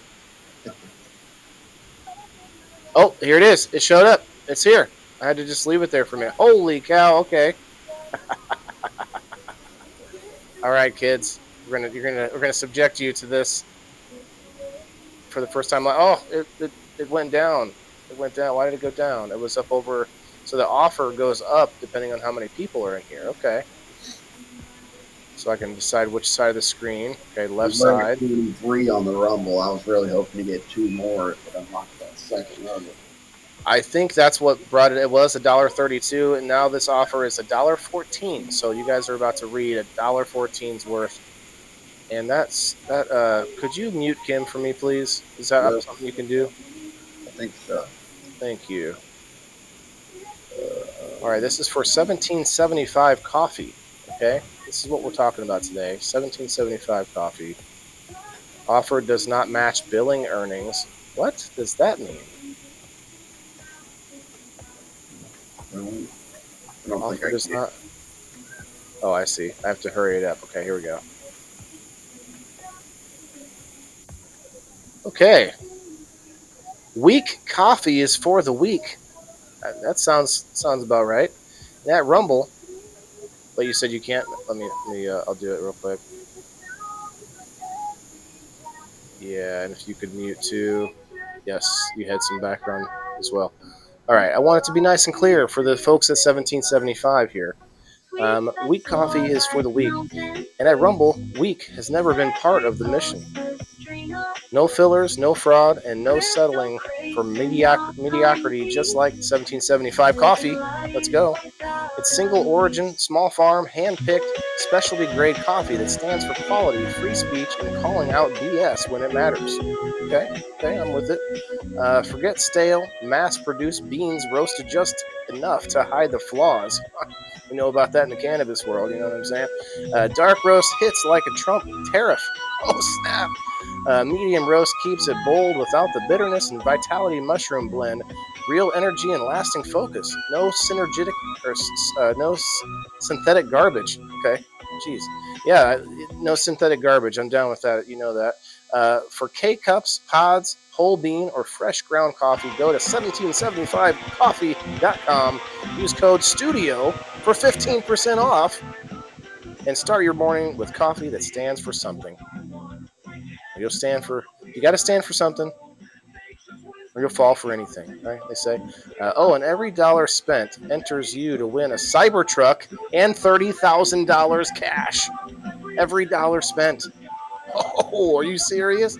Okay, and complete. We have now completed an ad, you guys. I just want to say thank you all for listening very much. And yes, we do have another offer if we can get 4 more people in here for what is it, Rumble Premium. Signing up for that Rumble Premium subscription. Now let me unmute you guys. That was awesome. I don't know how to finish it up at the other end, but we'll see what we can do. Cool. We should do a dab for that. It's a celebratory dab, and we'll get the wheel back up here for you guys. Unmute yourself. Say again? And she'll have to unmute herself. Oh, she muted herself, I think, just now. Once you mute us and then take it off, we have to unmute ourselves. Oh, I didn't know that. I see. Just click on that microphone too. There you go. Awesome. Cool. Yeah, this is what I wanted to see happen. I just want to see it work. I'm not trying to make $1 million today, maybe tomorrow. But yes, very cool. Thank you guys for popping in. Cripple Cannabis Cowboy on the YouTube, my friend. Hey, didn't you go find Rumble? Go jump on Rumble if you still got it. And we got 22 people over there on Rumble. I actually got 4 YouTubers too, so maybe the YouTube algorithm has accidentally opened its eyeball to me. We snuck through a keyhole. We snuck through the keyhole. Yes. We hit it. We snuck in there. You guys ever sneak into a movie theater or anything like that? Concert? No? I never really did that stuff either. All right. Go back to the chat. That's cool. Cool. 1775 coffee. What's this big? I didn't see Diane's comment earlier. A few years back at a crematorium not too far from where I live, the owner said he was cremating families, loved ones, but he was throwing hundreds of bodies in the back of his property all through the woods. Wow. Just tossing them back in the woods and like burying them with some leaves or something. Wild animals will be grabbing them up, spreading them around. Yeah. Because you're not gonna bury it. Choose land wisely, Smashly. Yeah, definitely like some family land or something. I think the tree thing, if it was going to be for like whole bodies, definitely going to be either in a cemetery designed for that, which would be like a grove of trees, like a cemetery grove. I don't know what you would call that. One day it would just be chopped down and turned into, wood. It'd be like, what was this here again? I don't know. Like you'd have to have like a tombstone sitting in front of the tree or something. Interesting. I don't know. I guess I wouldn't care if I want to be turned into a tree. I wouldn't care about them knowing I was there. But one day somebody may cut it down to make planks or something. Well, they say they put a lot of them in like memorial gardens and stuff like that. I could see that. I just think, oh, hey, Rose. I see Rose on the YouTube. Rose, you got to get Rumble. If you haven't gotten Rumble, go check out Rumble. Got 21 awesome Rumblers in the house right now. They had to listen to an ad. Sorry about the ad reading. Oh, I see. That's right. It has a buffer time where you can't read ad after ad after ad. So right now it says 16 minutes before I can read another one anyway, even if we were up there. So that's actually good for the audience as well. Smoke a joint to that. All right. Cowboy, you should come over to the try to find us on the Rumble. I don't have it. It's free though, Rose. So if you ever get a chance to check it out, you should check it out if you get a chance. I'm just saying it's a good replacement to YouTube. I actually know that you and I do line up on a lot of different thoughts and feelings and such, and Rumble is where it's at for a lot of that too. Freedom of speech and things like that. You might be surprised. Now, YouTube though, I mean, guys, I've been on YouTube just as long as Rumble, and I've doubled YouTube's numbers on Rumble. I have 2 people watching on YouTube, 16 on Rumble. YouTube has never ever been good for my show, even if I hide the cannabis. They're not going to suddenly work. But I am going to use it. We're still on Twitch. And there's a lot of background. Let me mute this music. Let's see if that helps anything. I think it did. Yeah.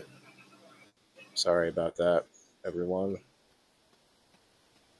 Let me see if so we have music that's inside, but it's just like StreamYard where it's just one song on loop, but I can't change the volume of the song.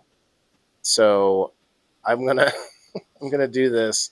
I'm gonna hit play, and I'm gonna see if I can change the volume in this other setting here real quick. But I just want to warn everybody that it's gonna be a little bit loud. Smashley, you should come up for just a minute. We're going to be doing the spin here fairly soon and getting going, but if you want to pop up on the Rumble Studios.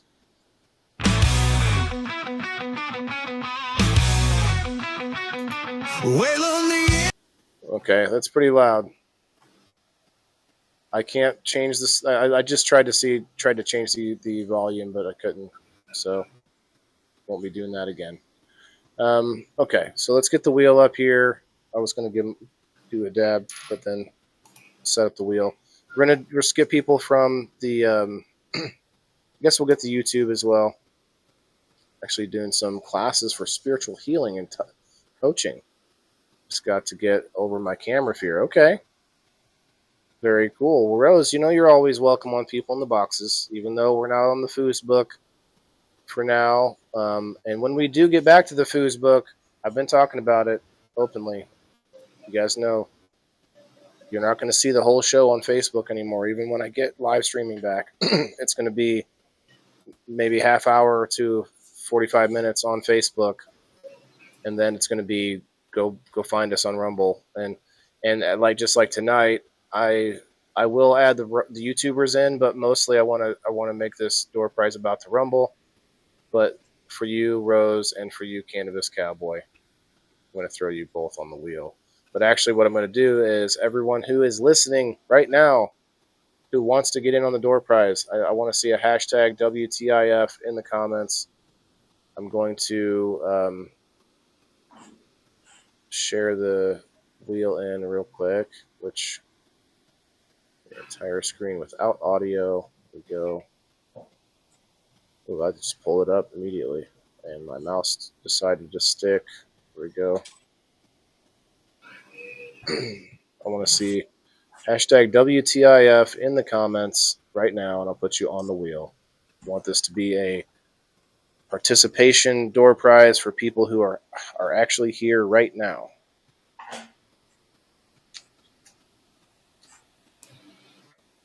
I love you too, Rose. I'm still wearing the is it Lila Rose Creations on my neck. So we got Margaret Jets, MJ's Baked Goods, and one of my real ones, one of my ride or dies. We got Pearl 77. Diane. I always forget who Pearl is. Pearl, who are you? Because I'm only going to put people on one time per person. I think might be Margaret. Is it Margaret or is it who's Pearl? I've asked like 4 or 5 times, but I'm just never going to remember who you are. I think it's Margaret though, if I'm not mistaken. Kayla. This is a current participation door prize. If you're on Rumble, I can most certainly email you and let you know what the prize would be, because if you are not a subscriber, the prize is a game night ticket, a chance to play in my game night. And I want to ask you two, actually, specifically, Kim and Red Six, I am thinking really hardcore about changing the time of my shows, all 5 of them. I want to line them all up at the same time, and I have a decision to make. So we do Thursday night and I do Wednesday night. Wednesday night and Thursday night are both at 8 o'clock. Monday night and Tuesday night are at 8:30. If I line up all of those at either 8 o'clock or 8:30, it would make things a little easier, and then I could do that for game night. I know a lot of people may not be able to watch it at later on at game night, but there are people who can't watch because game night's so early. There's a lot of ins and outs of that. So I'm trying to make it easier for me and for the show to be consistent, so everybody knows what time it is. So it doesn't matter what day, just like, oh, it's that time, So Uh, What shows do you seem to hit the highest? Like, what time slots do you seem to hit the most viewership? I don't want to chase the time slot because I gotta say that if I and I even hate thinking about moving the time at all because it is MJ. I knew it. Um, I Rose, give me a hashtag WTIF so I can put you on this wheel. But no, it's not about chasing the time slot because no matter what time slot I go to, you're gonna see people in the social media communities that we have. Uh, you'll see them start a show about the same time or just before me. I'm not trying to be bitter about it. It just seems to happen no matter what time of day I start a show. But I don't want to change the times because of how consistent I've been for so long. Yeah. But I do want to change the times so that they are a little bit easier, more streamlined through the I mean, week. I will admit there are some nights that I've almost been late for this one because I was thinking 8:30, and there's also times I've been early for the other ones, thinking that they Yes, were. yes. So And no one's going to go and look at my schedule real quick to check. those- Here's a question though. I have a extreme option, and I don't think Kim, I don't think you would be able to do this. Is that I was thinking about doing my shows during the day. I mean, I could do people in the boxes at night still, and do the rest of my shows during the day. And this is kind of antithetical to what I was saying, lining them all up. But the reason I like this idea is because the 4 shows that I could do during the day, I could have those done before my son comes home, and I could, read him to sleep and not worry about him being still awake when I come downstairs, or, Yep. all these little things on the dad side of things that would be easier for me. I've always imagined the show as a late night show, so I'd like to hear input from everybody on it. But obviously, I got to make my own decisions. But it's something that is kind of weighing on me. I want to change at least one way or the other. Get them all at like 8 or 8:30 at night. Kim, I don't know if 8:30 would be too late for you. Obviously, we're on much later than that right this minute. But you're the one that would be working early in the morning. Red 6, I think, gets up early too, but just kind of out of habit. I don't know. Cannabis Cowboy, are you still here? Hit that hashtag WTIF. It's 8 p.m. there right now, Rose. See, it's 9:35 here. So I get like the West Coast is way earlier than us, but we are in Central Time Zone, which isn't exactly the center because it would actually be something in between Mountain Time and Central Time would be the center. But I don't know either. That's why I'm kind of wrestling with it. I wanted to see what you guys thought. So we only have 4 people that want to get in on this out of the 18 on Rumble. And I was gonna say there's 18 people on the Rumble side. there are a lot of watchers on Rumble that don't want to comment, and you know what? I'm totally cool with that. I wanted to say this earlier. I thought about it before the show, and I want to. I'm just going to pull me back up real quick. Why is it not? Can't pull it back up. That's weird. Oh.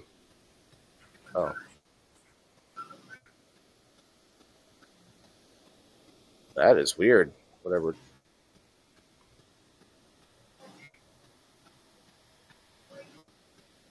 Oust you. Whoa, that's It's weird. like, whoa, All the comments dropped out for me. what the hell space is that? Can you hear me? No, Kim's gonna be. No, you're still gonna be the. What are you No, doing? that's okay. He's trying to. He doesn't want to be the big box. Oh, Sorry, too bad. Trying to dip out, pass it on. Yeah, I don't well, know I'd how. say tough shit ski. There might be a way to do it over here. What if I do this? I thought there might be a way to like move them around, but I don't. Think, I'm with you, man. I don't think there is. I'm sure they might add it. I want to give them room. They're going up against YouTube. YouTube has so many. Oh, hey, you figured it Well, out. yeah. So what you do is you take the screens at the bottom, the individual ones, and drag them to Uh, which window you want it in. oh, Red Six, the man, with Not the plan, confused. my I figured man. it out. Wow, that's cool. Well, what I was gonna say before Rumble interrupted us is that I want to say I appreciate my Rumble viewers because like I said, we got 4 people on the wheel out of the 19, and that's because I have a good 10 to 20, 30 or so pretty consistent, solid Rumble viewers who are just in it for whatever. You guys must like something about what my vision is. I'm not the most articulate yet. I don't have the most perfect setup. I don't have a crew of people working for me yet, but you see something in me, and I know that you guys come back every night, and so I do appreciate it. I want to say that, and even though you're not commenting, I hope that you will maybe consider hitting the smashing the like button. And anybody that does comment on the post as well, because that's a permanent place where it will leave your comment. If you comment in the live chat, it says, or is it? I think it says live chat. That will disappear after the show. Just FYI. Okay, that's all I wanted to say, but let me pull the wheel back up. I have to reshare it in now that something happened. I don't know. We'll hiccup. As long as they give me my dollar that I earned. 1775 coffee. Give it to me. How come I'm not able to see?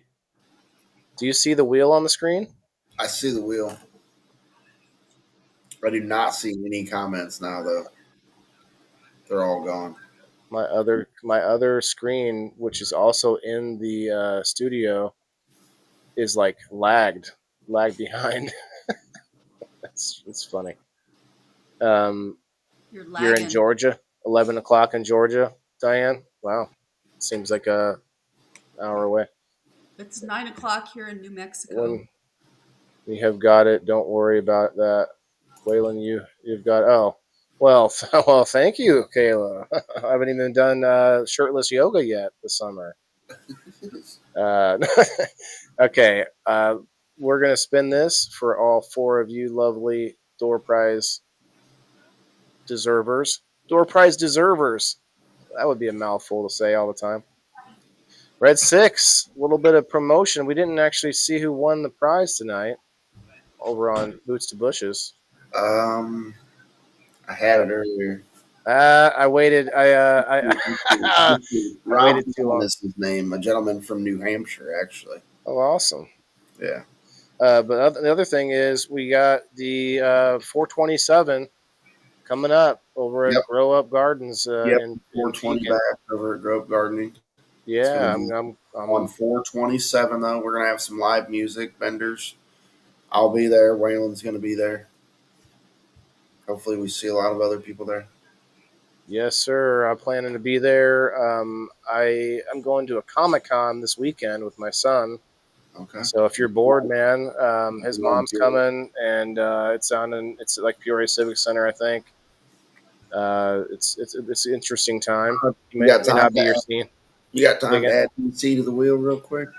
Add who? DC? Oh, DC. I can maybe if I just refresh. He just Why he not? didn't hashtag it, but he did WTIF. Yeah. I see you, DC.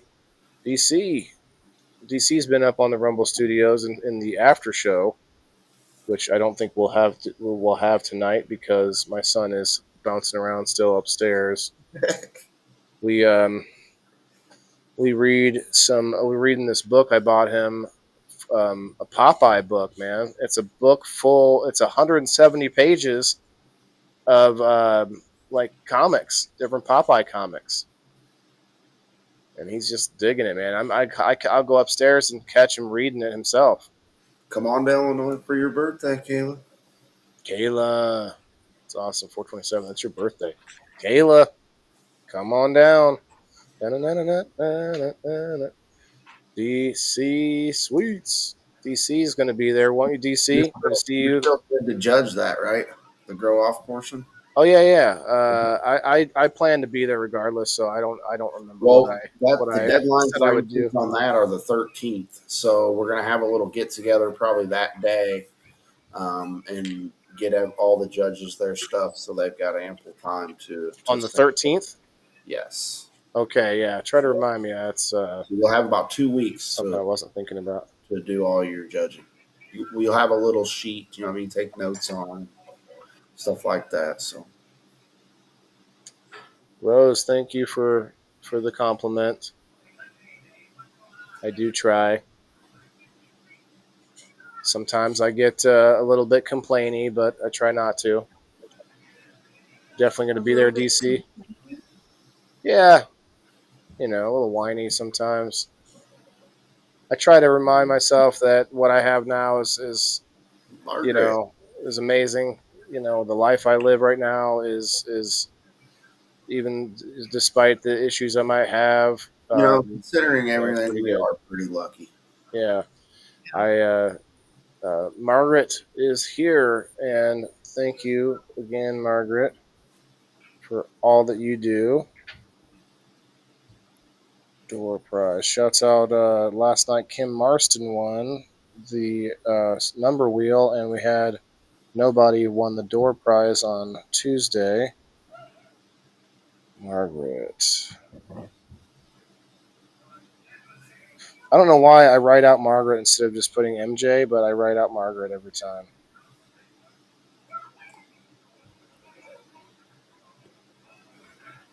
Okay.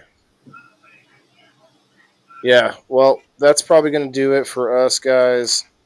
It has been an awesome show. Let me see if there's any more ads. Actually, we're not. I don't think we have enough. Oh, 22 people, 23 more people, guys, and you could listen to another fabulous ad from yours truly. It says, yeah, we passed the Well, time enough. the good thing about those ads, though, is that'll help with the door prize stuff and your Mhm. giveaways for game night and those kinds of things, man.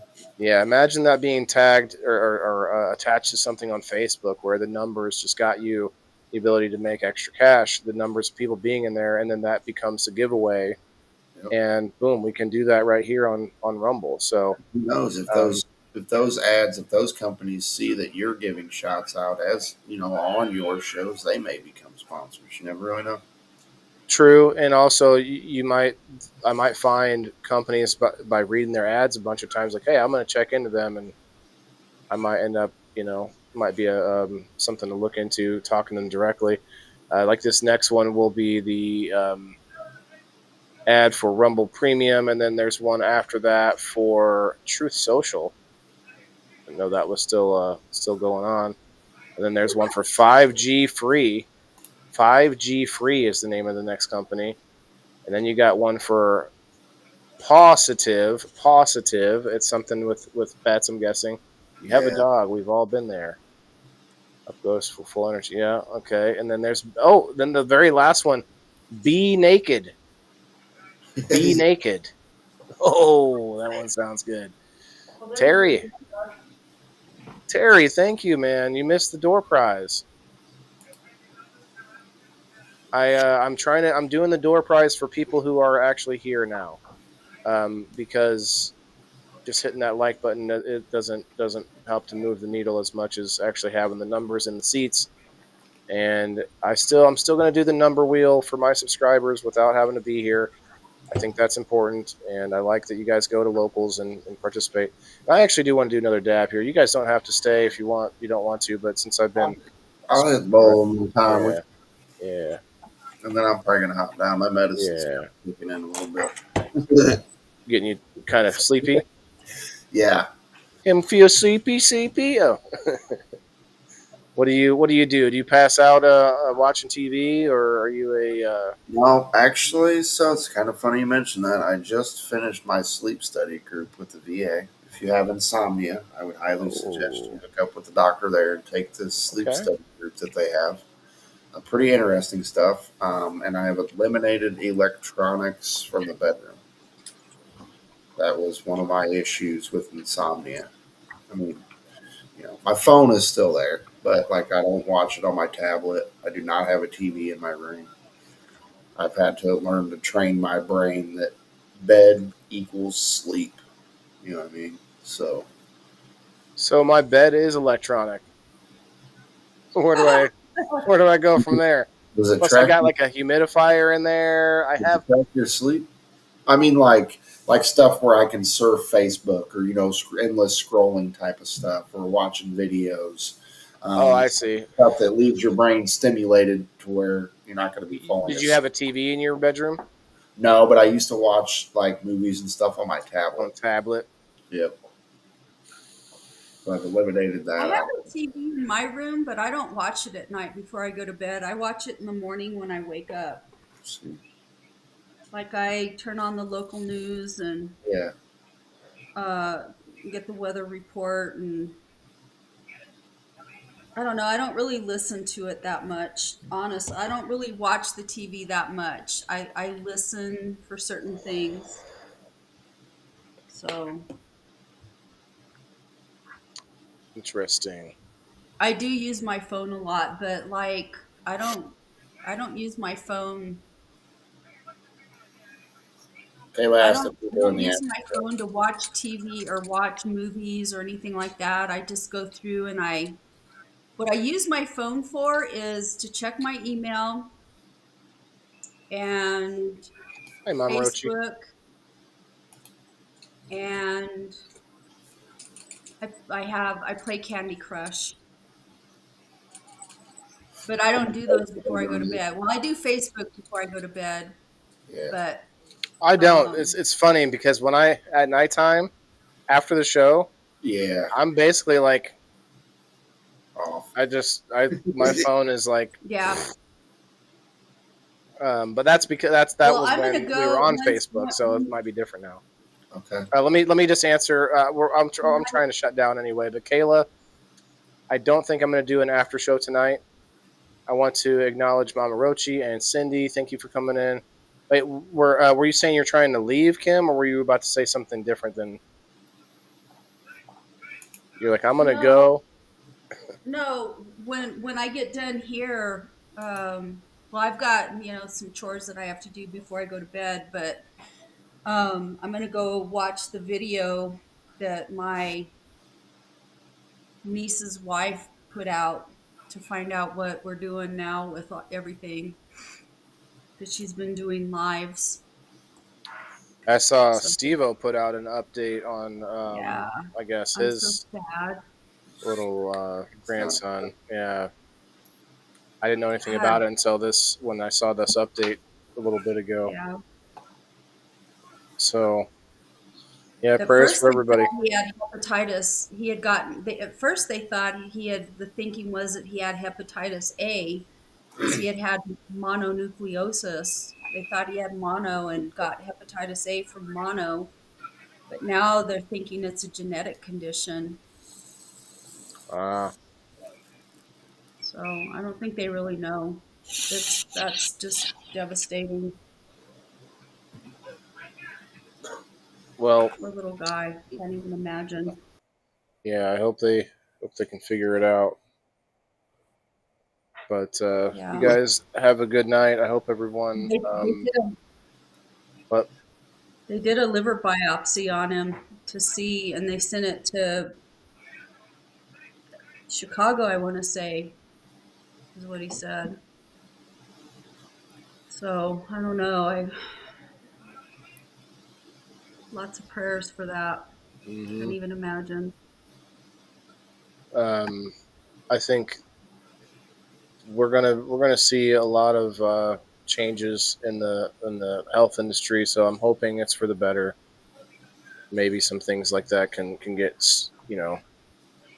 found sooner and stuff like that. I have a lot of hopes for the future. So hopefully everybody has a good weekend and you all enjoy some weather when you can.